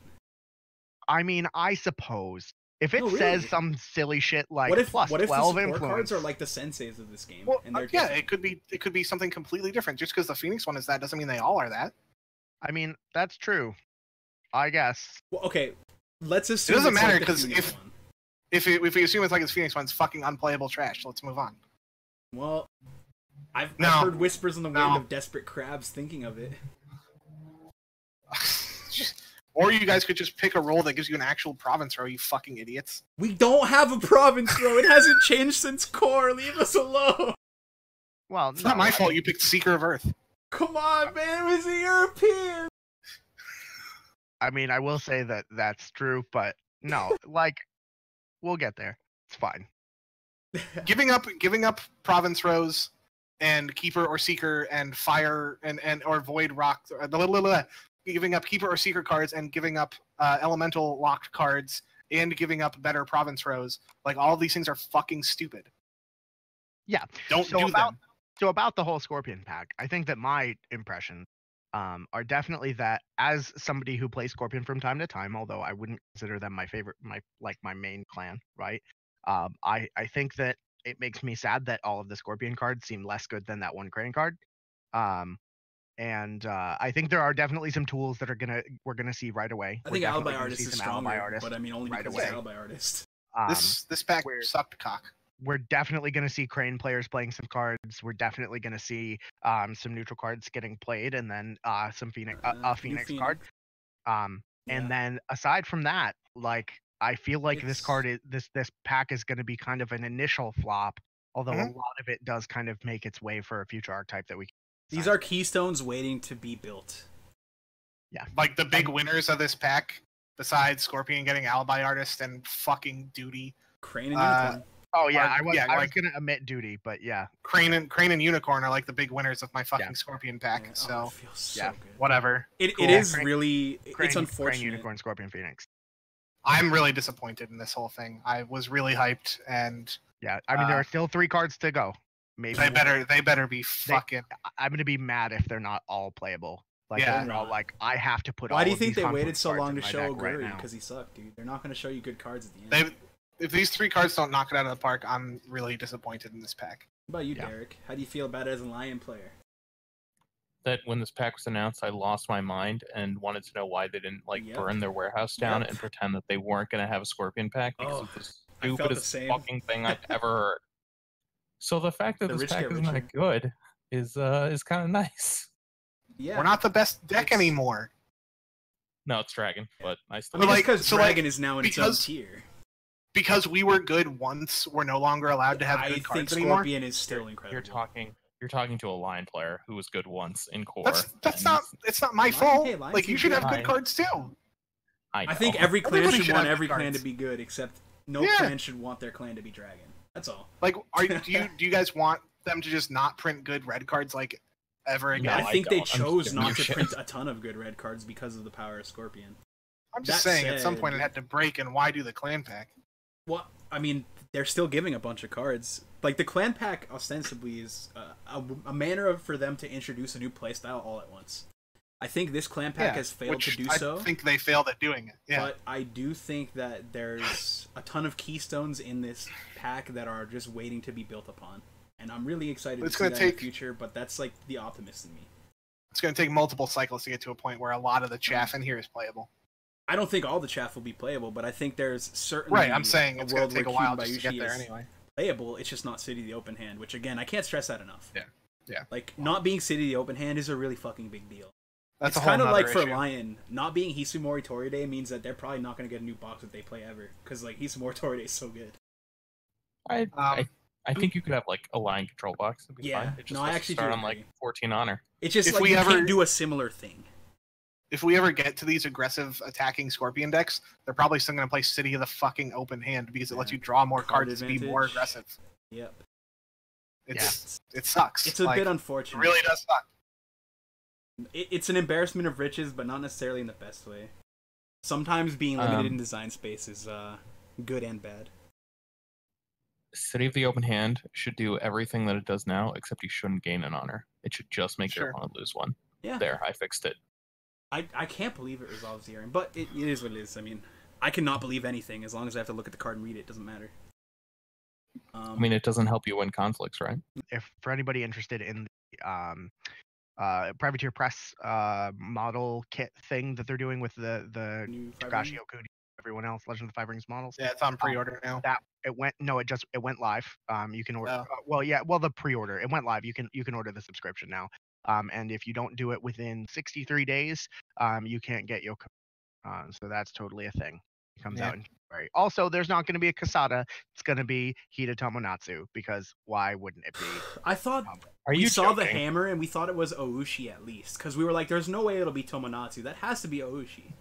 It's 'Cause- Tomonatsu. I'm on Privateer website right now. I listen. The community is small enough that I could say this. Like maybe in some universe, if an FFG employee ever sees this, who hurt you guys? Apparently it was a crab. Yeah, it's because Brad lost to the fucking Charge Casada in that one video. I see you, Brad. I know what you're doing. Let's keep going. Yeah. It's almost yeah. 10. Yeah, we're good. So, there were New several rules. changes. And I totally have them up, and I can go over.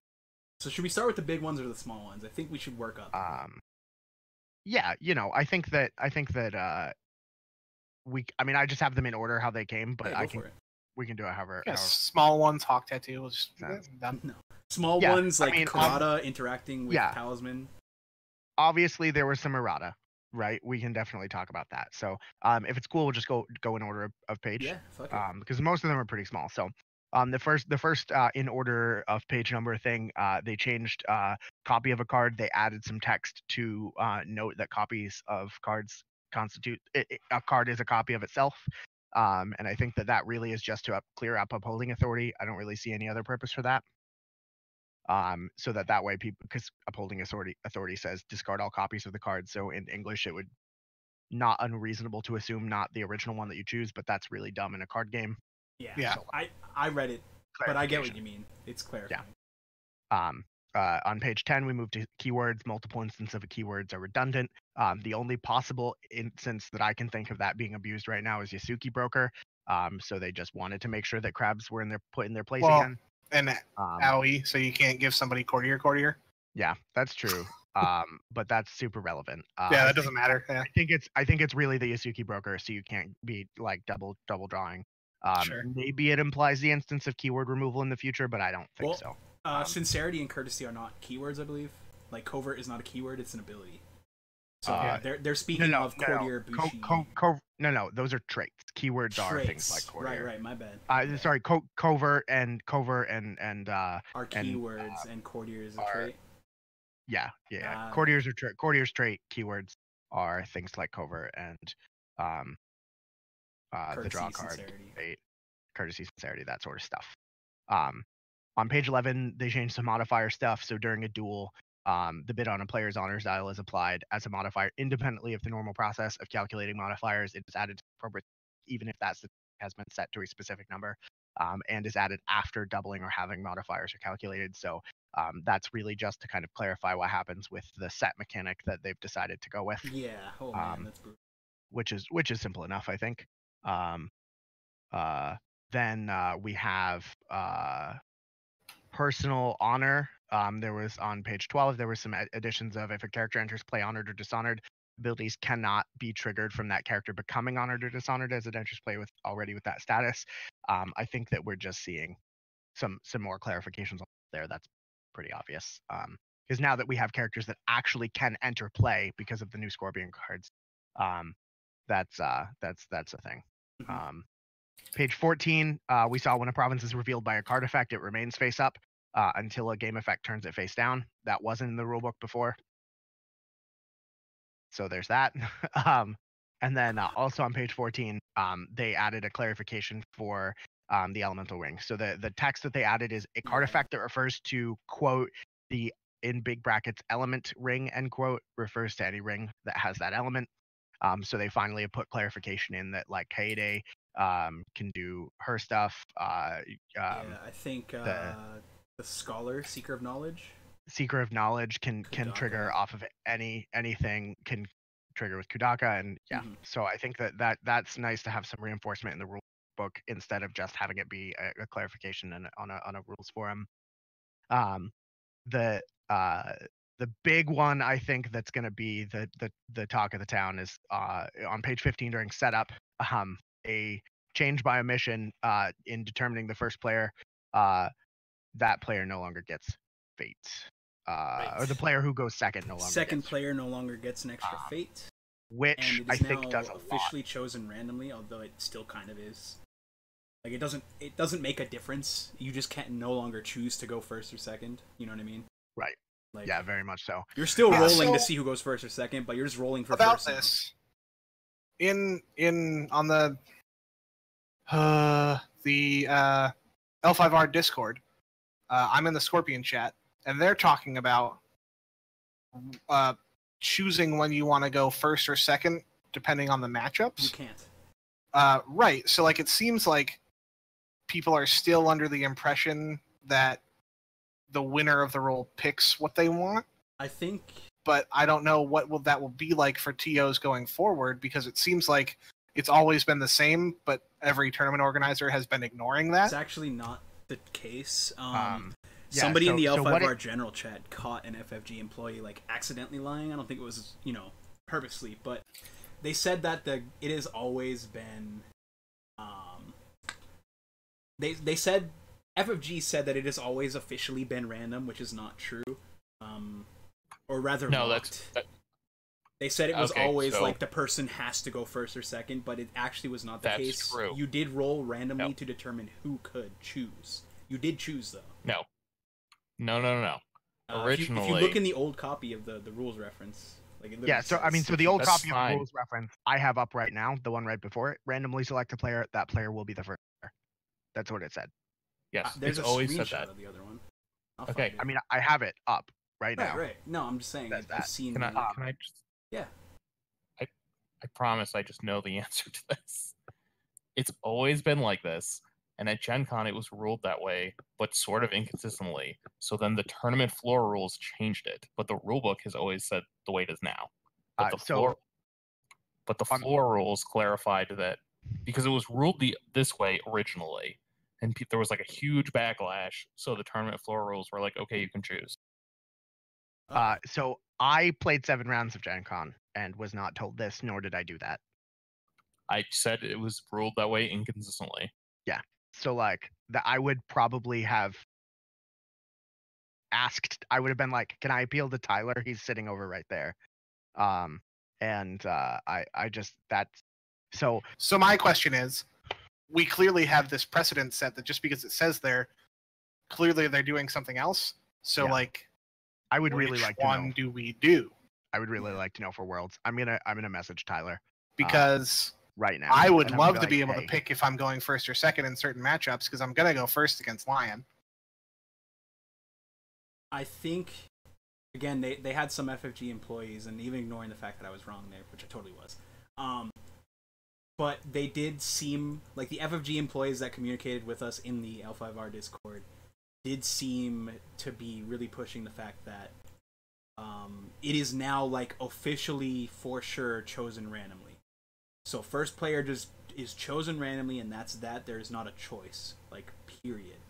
This is directly from FFG that I saw, but again, it's like you said, people were doing separate things anyways. So I'm not sure if they're going to enforce that, but it did seem like they were making it a point to make sure that people understood that. I'm fine with whatever they pick as long as they pick one fucking thing and stick to it. But I know that's it's really hard hard for to get them. them to communicate because Yeah, that's really hard for them to do. So, But past all that, let's talk about not getting an extra fate for going second.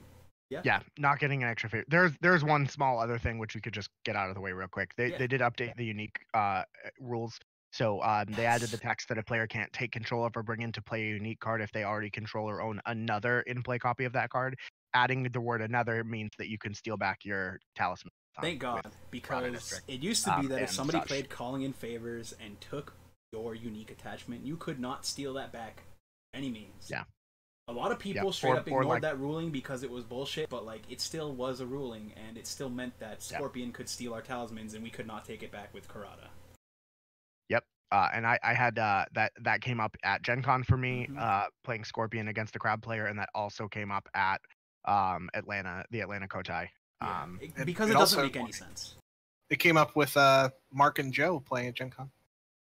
Like, it's stupid, it's a ruling that doesn't make any sense, and it actively hurt a clan. It was just bad.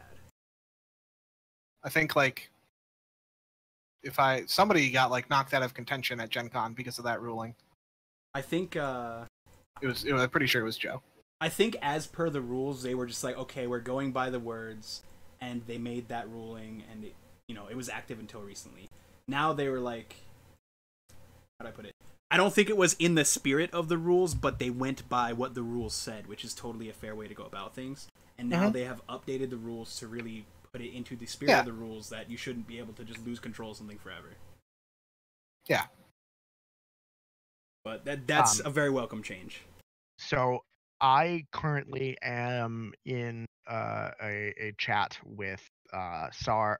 SAR was one of the judges who it will be judging at Worlds, and also I put a post in the judge forum tagging Tyler Parrott. So hopefully I'll get some response on this and I can report back how it will be judged at Worlds. Which is not to say even that I expect that if I get 100% answer, it's not going to change. Exactly.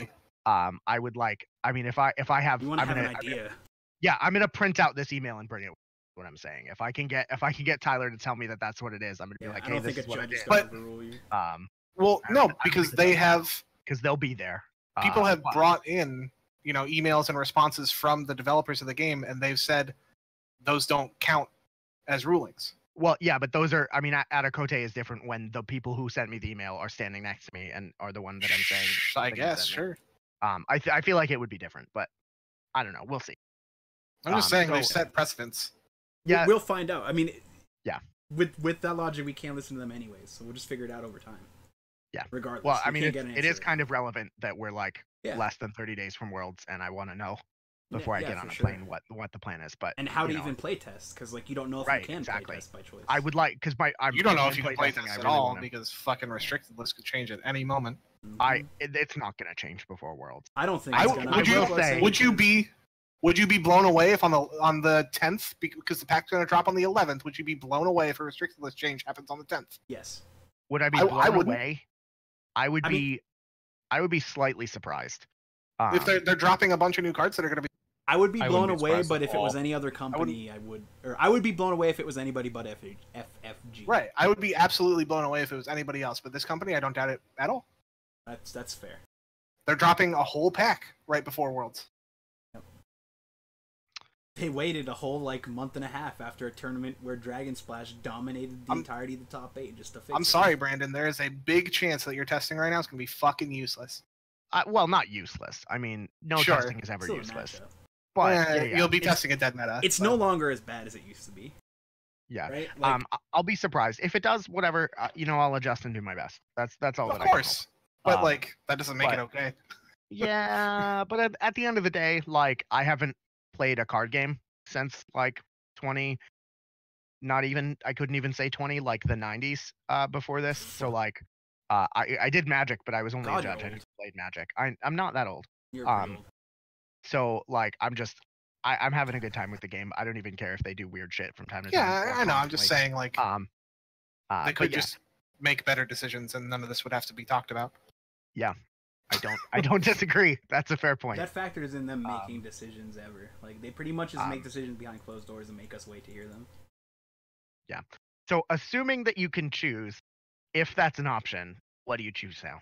First and no fate, or second and also no fate? I would still much rather go second in any matchup isn't versus an aggressive deck, because it means you get fate off rings on turn 2. Right. Especially with the HMTs running around. Not that it's super easy to pull that off on the first turn, but it can easily end up in a situation where if you poke twice as Scorpion or Crane or anybody, there will be no fate on rings. I probably want to go first against, if I'm playing Scorpion, I probably want to go first against Lion, so I can try and get an attack in before my guy gets bowed by Brawler, if they have a turn 1 Brawler. I probably want to go first against a Phoenix build if I know it's an aggressive Phoenix build, because I want to get an attack before my guy gets bowed by water, or maybe the ability to try and snipe water from them if it's possible. But yeah, most of the time I still want to go second. Yeah, I mean, second for the ring fate, I think, is important. I think there are going to be a lot of games, though, where there won't just be 2 pokes from each side, and there will be more than 1 ring with a fate on them. And you can even kind of control that to some aspect. And going first almost certainly will guarantee you the passing fate, if it doesn't already. I mean, there's arguments for both, which I think is super good, because it's no longer you just go second, don't ever think about anything else. There's now a reason for you to think about going first or second. As a Crab player, first gives us the opportunity to draw phase Way of the Crab ASAP, or Dynasty phase Way of the Crab ASAP. Yeah. Which, granted, most people will play around that, but there's the odd chance that they can't, or don't. There's also getting Fade off Ring's second turn may not be as big a deal again versus some matchups, the Hisumori Tori days. Also, just in the case of like your Faded Rings are like air and fire, for example, then like you may not want to go fire on your first attack next. You just might not want to do that. Like, yeah. I think there's a strong case for either now, and I think it's much more notable. So, which is assuming that we get the choice, I think, you know, ultimately it's going to be, we're going to have to figure it out.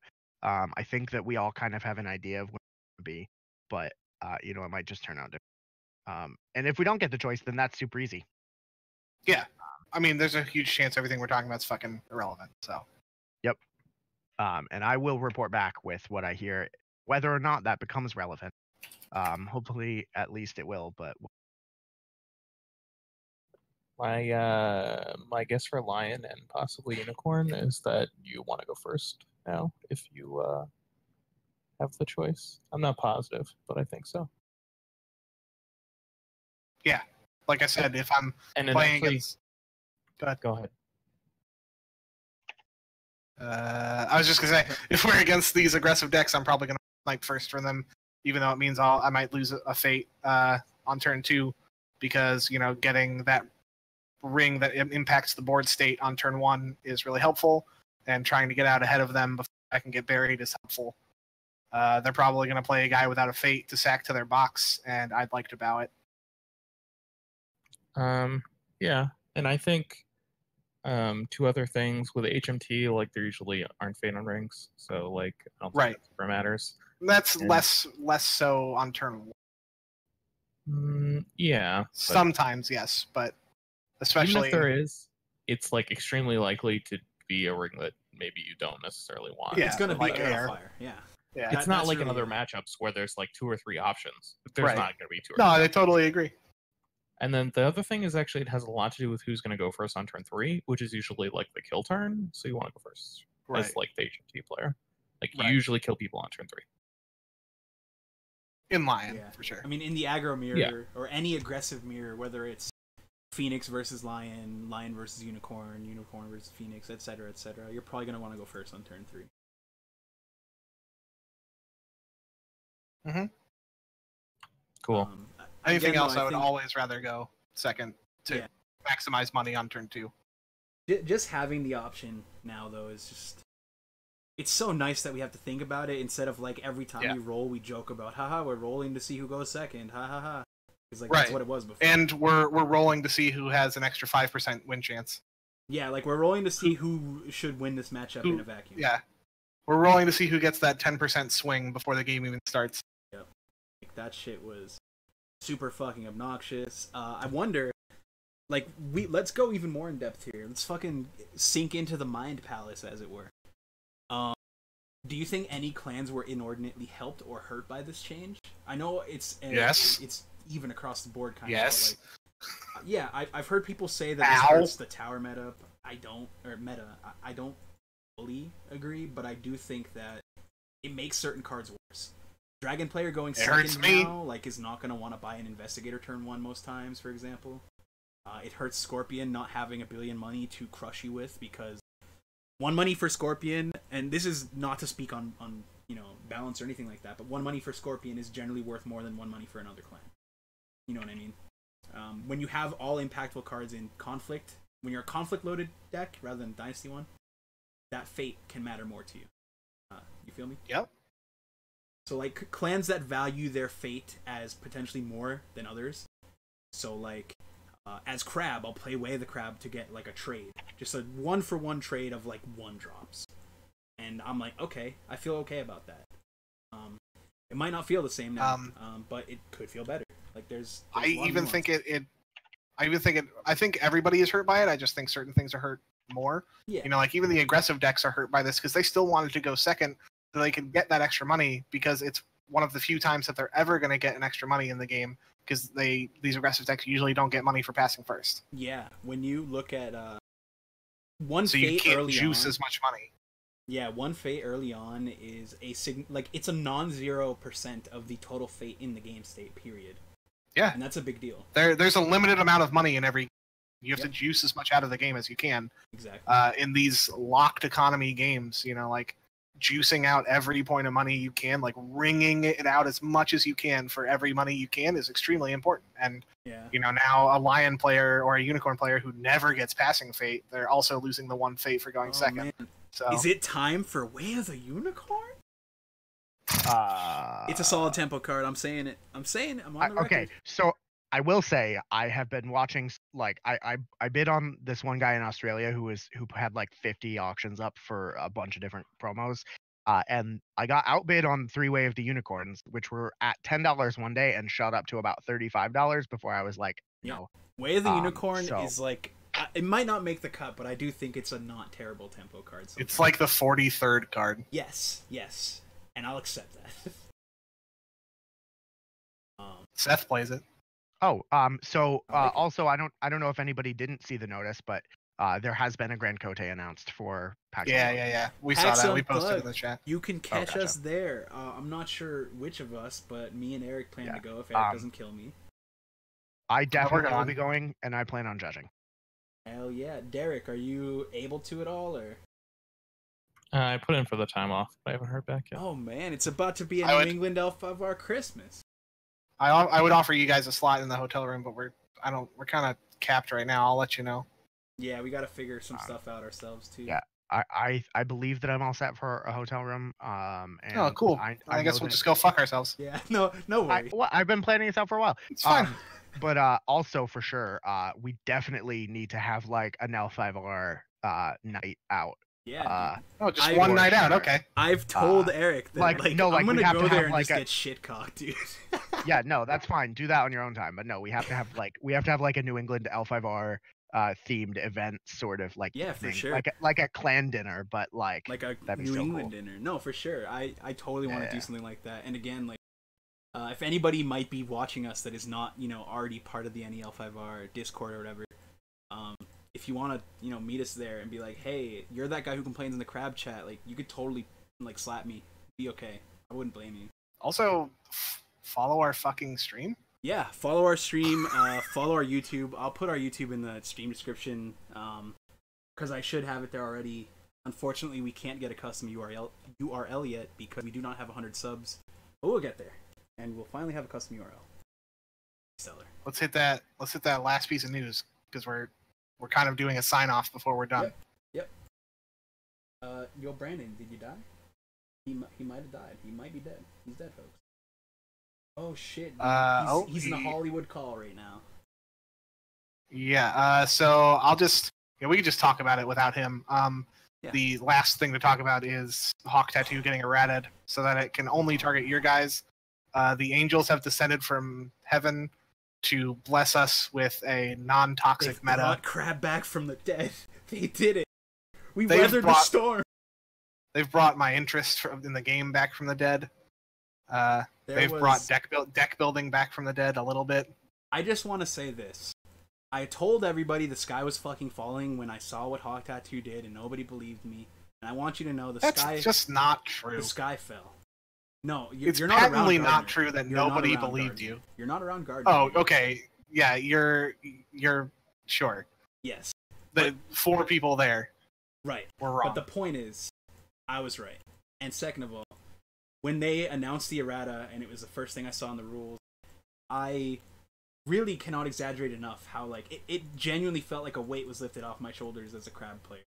Not even just to play the victim and bitch, but like it was so nice, and I'm sure most people felt this way, but like it was incredible. I immediately had more interest in the game. Like I'm more interested in playing it now that I can actually play my cards and my opponent can't play my cards for me. Not everybody's running a one fate Bow guy. My faction is probably the least blown out by Hawk Tattoo, and it still like revitalized the game for me. It was such a miserable meta that I am shocked that FFG took as long as they did to address it. It was clearly a problem. Insane how long it took. Yeah. The moment we saw Gen Con results and the entirety of top 8 except for one player, I believe, was on Dragon Splash running Hawk Tattoos. I was surprised that they didn't do an emergency update to the restricted list at that moment. But regardless, I'm happy it's here. I think most people are happy it's here. It feels like they kind of were like, the whole community was like, "See, I told you so," and then they kind of like doubled down on it, like, "No, it's fine," you know, and like tried to wait They it just out. didn't want the community to be right. Yeah. I mean, they were warned. I've heard playtesters had warned them. They ignored that. It is what it is, though. The meta's changed now. The meta is now well and truly going to shift a bit. I think the top clans Everybody's are still going to top be on clans. Dragon. I think most people are still going to be on Dragon as the default splash, but it was That's like a whole that other before. problem to talk about. Dragon that's a whole was, other problem to talk about. Dragon was the de facto default splash in the first place. Now it's no longer mandatory. Now I can go play a different splash in my uniform. Still kind of and not mandatory. feel bad. It's less mandatory.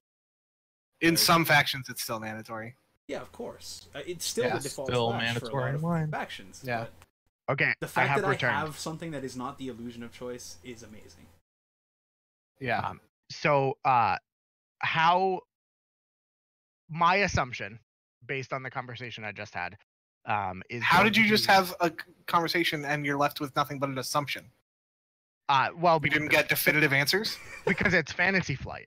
Oh my god, I hate this fucking game. No, I mean, so the assumption, the assumption, the logical foundation for this discussion is that the Jade rule only applies to cards, and so even though the turn regs do mention some other nonsense, that the RTR would, or the rules reference guide would trump it 100%. So that should be how we do it. The judge that I spoke with plans on ruling that you roll a die, the player who wins the roll will be the first player. Yeah. Cool, well let's hope he's the one who Let's you know assume makes that's all it. decisions from on high. Yeah, I mean, well, Even though he's not. He's one of the few judges. He makes no. He probably doesn't. I mean, he could easily get overruled, and there'll be more information. But there's nothing. They haven't talked about anything yet, so there's nothing. There's no. They're like presumably going to have some sort of meeting where they discuss the plan beforehand. I And want to that's die. going to be like on the Wednesday that we're flying there, which is Halloween. So there's that. It's going to be great. Cool, we're talking about Hawk Tattoo. Oh, fantastic! I love that card. We're so happy. Why? Because it no longer is busted. Yeah. Dude, Okay. the crab chat was like a whole different world as soon as they announced that Hawk Tattoo was errata. I felt like I was rejoicing. It went with from my being the brothers in elephant arms. graveyard back to being Pride Rock. Yeah, it really did. Like everything the Wow. light touches is our kingdom, Yakumo. Like we're finally we might genuinely be back in business because it was. I'll say that I felt hopeless, and I think more people were in the negative spectrum, although not as negative as me, about Worlds. And now it seems like there's at least an air of confidence back in the room. There's no longer like, this is hopeless, this is gonna be bad. We have a chance now. Our clan can function as it should. All is right in the world. Dragon's still busted. So I'm gonna be devil's advocate here. Yep. Hawk Pain. Tattoo is super busted, and it had to go. But what it did needs to come back into the game. No, really, I too. agree. I I'm agree. so It just tired can't. of It can't be the way it was. They're, like the most boring part of this game is like Retsugu with 9 fate, like, and Hawk Ladies and Tattoo gentlemen, the just real mind's blew desire. up towers. It's it just like it was so nice to see someone just make some stupid tower and then blow it up. I'm so tired of towers. They're so boring. I See- don't want to see the same dude ready 9 times in one turn and That's just a see it in problem every with conflict. That's a problem with fucking Dragon. I mean, Or Phoenix. I mean, Phoenix isn't tower, Or Crane or Unicorn. Yeah, Yeah. exactly. but they're I'm not so towering. tired. They are. Is They are. towering just fading up a guy? Is that just what we're calling towering now? I thought we were calling. Okay, whatever you want to call it. Whatever you want to call taking some dude Three with plus fate 100 meta. fate on it and like I mean- waiting 2 turns and then you have 3 guys in play that never leave play. I think that's just an optimal play. I think that's like such a fundamental aspect of the game now that it's hard to make that less optimal. But that's so boring. That was still optimal with Hawk Tattoo. You just had to accept that wasn't. guy got bad. Nope, you would die before you made it to the part of the game where that was the best way to go. People were still doing that. Dude, everybody was still putting 3 fates on their Masters of Swift Ways. Everybody was still putting 3 fate on their Yoshis. Like, you just got Hawk It Tattoo. was an exciting time to play Hawk Tattoo as Lion. I will say that it seemed like, as much as Hawk Tattoo's degenerate, I think Lion like deserved it the most. You know, like I think they deserved the ability to use that card more than any other clan, as weird as that is to say, because it made Like- Lion like They were so threatening. Why was it not a It line was card? such a beautiful key card for them. It was really like something to see. That card an effect like it needs to exist, but the way it is implemented on Hawk Tattoo was fucking abysmal. The thing is, it being utterly So unelectable right. and there's no counterplay. I have no problem with an ability like that existing. It just can't be like that. Look at Doji Challenger, Hiroe. Like, they're both good. Doji Challenger more so, I think. But like, you could see it coming, and there's time to play around it. Hawk Tattoo is just like, okay, you can't do anything about this. You can't cancel the reaction. It doesn't actually target your dude. Actually, go fuck yourself. That shit sucked. I think that you know the line pack being so far away might actually be a blessing, right? If that's a thing that they think that they need, maybe they'll have time to add something into it. If something like Hawk Tattoo, the ability, it was either on a card that could be like clouded, or if it was an event that I could forged, or if it was a attachment activated ability that I have one action window to let it go before it happens. You know, like all of these things are reasonable. There's interaction, there's counterplay in these things. You know, like it's a game that we're participating together. But like if I have my guy that is key to my strategy that I've spent multiple turns crafting this line of play, and I've based my whole like strategy around this line of play, and you say, well, this guy's bowed now. You have no window. There's nothing you can do. It just happens. That's just not like fun or interesting or interacting. And like that's why it was bad. What if it couldn't be forged, but you could like lose 3 honor to negate it or something? Like I don't think like if that was on Hawk Tattoo. I don't know, because then that card's like super wordy. But I don't think every game. Just give us a chance to play around it. That's all I'm saying, Derek, is I want one action window in there, however it is, to be able to talk to you about it. But see, I don't think the game is at its best when every card we're like looking for, like every card in the game doesn't need to be forged for it to be okay. That's not what I'm saying at all. I'm just saying I want an action window to talk with my opponent, to be able to respond to do something before it happens. I don't think it's good that it just happens. It's not even a matter of needing to play your counterspell on it or whatever. It's literally just the fact that, again, like, Hawk Tattoo is so oppressive, not because of its effect alone, it's because there was literally, and I really want to stress this, literally zero counterplay. There was no counterplay to that card. Like, I need to impress upon both of you that, like, in some clans, everything that you're saying that it should have had to have counterplay, it still wouldn't have counterplay for me. Like, I still can't counter it. We don't have counterplay by fucking let going it. Like, that's not in our clan. That's like, we have to splash that still. I know. Calling in favors, sure, but I'm Crab. We can barely run, like, people aren't even running Mia Mystics. So we still can barely deal with that if it were, like, a thing. You know, like, not I just think it would be more interesting if the counterplay was, like, you could pay something to, like, sure, I'd be or okay. something yeah, absolutely. like that. Yeah. All I'm saying is that there needs to be healthier. It's not healthy the way it's implemented. That's all I'm saying. That's fine. Yeah, there just needed to be something. The first reaction on Facebook was that people were like, "Where's the counterspell for reaction?" It's like, we don't need a counterspell for everything. I'm not saying we need a counterspell for it. I'm just saying the fact that there's no interactivity was fucking toxic. Yeah, I mean, I know, and again, take me with a grain of salt because I'm me, and everybody knows how I am. But, like, I know I was borderline putting down the game except for tournaments. Like, I wasn't playing casually because it wasn't fun to play casually. I know plenty of people who had the same mentality, and I know a lot of people who just, like, people were jumping ship from Crab like it was fucking the Titanic, dude. People were leaving.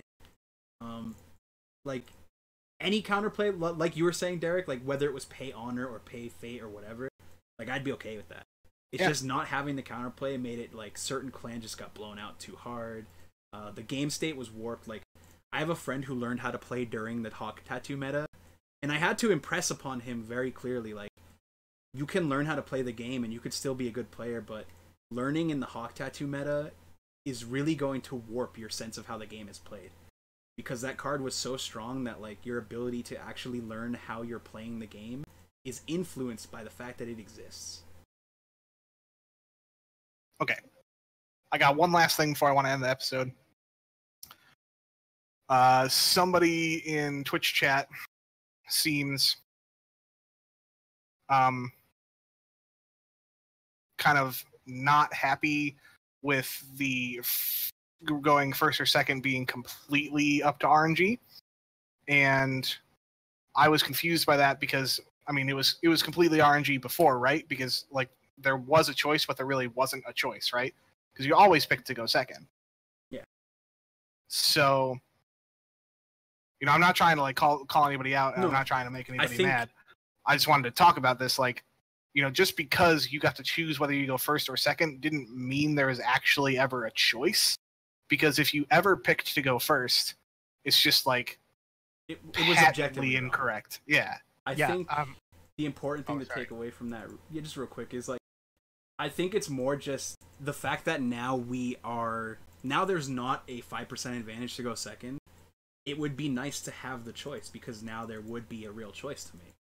That may have and I agree. I think there should.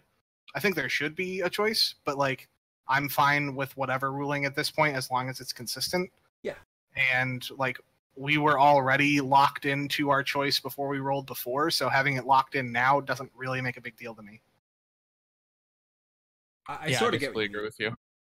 I think in HMT matters, like in HMT mirrors, you might choose to go first, but that was it. And it was literally only because there were 5 rings in the game. Yeah, that was just quick confirmation from them in the chat. They were basically saying what I was thinking. Like, it would be nice now that there is a legitimate choice to make to have the choice. It's unfortunate that there isn't, I feel, but it doesn't... Yeah. Quote unquote, like, it doesn't really matter, but I get what they're saying. Like, I think it'd be nice to have. I think it'd be elegant and interesting to be able to have that choice at the beginning when I win the die roll to choose if I want to go first or second, based on just their stronghold and their roll. More choices is generally better than less choices. Yeah, that's an interesting choice, but like I really don't care anymore at this point, you know. Yeah, I think the only time that I mean, based on roll and you know their stronghold, I guess that's some amount of information to actually make an informed decision on. Well, if I see a yellow stronghold, I know there's 3 Lions Pride Brawlers. What if it's Yojin no Shiro, dude? That's fair. That's still 3 Lions Pride Brawlers. Yeah. I would like to see I get to Dynasty flops before I get to choose, but that's too far. That'd be OD. Far. That's Imagine going for the throat the moment you see their bad flop, like. Yeah. All right, I have a counter to this because I have convinced myself in this conversation that I feel differently. Okay. If before you won the roll and you always went second, and that changed your win percentage by 5%, right? Mm-hmm. Right now, you're presenting it as like if you win the roll and now there's an actual choice. But imagine that we know, like Scorpion, right? Scorpion, you always want to go first against Lion, and that makes you 5% more likely to win. And you always want to go I see where you're going. second, and you always want to go second against Dragon because that gives you 5%. It's still the illusion of choice at that point. It's still the illusion of choice as long as we all know what the right decision is. So I kind of just want it to be random. Well, I think... Yeah, I mean, like I said, I have no problem with it either way. It just, having a choice gives skilled players an edge, and I think that's important, but I get that. Skill. It's just like information that can be immediately communicated. So you have to also understand and agree with and believe the information. That's hard for some people, Derek. It is actually hard for a lot of people.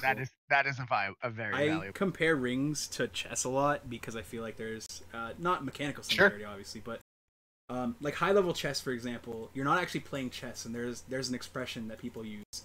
You make your opponent play chess sometimes because you're actually just playing theory, and you're just making the right choice based on the theory you know. So. There's like an opening called the Queen's Gambit, and it's always going to lead to the Queen's Gambit decline now because nobody's going to fucking do that. And it's the same thing, like having the choice there. I guess your point is correct. Like, yes, if you know the answer, you're going to choose the right answer, but it is also like having choice versus not having choice. There's always going to be a higher skill ceiling in the game by having the choice. It gives good players more chances to be good, and bad players more chances to learn or keep being bad. Or, alternatively, if you're playing like a weird... And again, you would learn this over time, so it would become a percent thing. But if you're playing like a weirder build, or you're playing a more aggressive build in a clan that maybe isn't necessarily aggressive... you catch people off guard too, yeah. But I absolutely get with, and I do kind of agree with what you're saying. Like at some point, it would become illusion of choice again. I see both sides, and I'm perfectly happy with it being random. I would just also be happy with it not being. I'm fine with either. Yeah. Okay. Here we're at a crossroads. I have to go. Yeah, I think we're just gonna. I work a regular people job, so I have to be up in the morning, and this went way longer than I thought it would. Yeah. Following episodes will not be as long, because we won't spend 2 hours talking about a whole pack of cards until the next time where we talk about a whole pack of cards. It's gonna be great. If the three of you want to keep going, because I know you guys stay up later than I do, that's perfectly fine. But your boy needs to go to bed. Okay. Good luck. Feel yeah. better. What are you guys gonna do? I think here's a good time to cut it, but it depends what others want to do. I'm genuinely with whatever. I don't sleep, so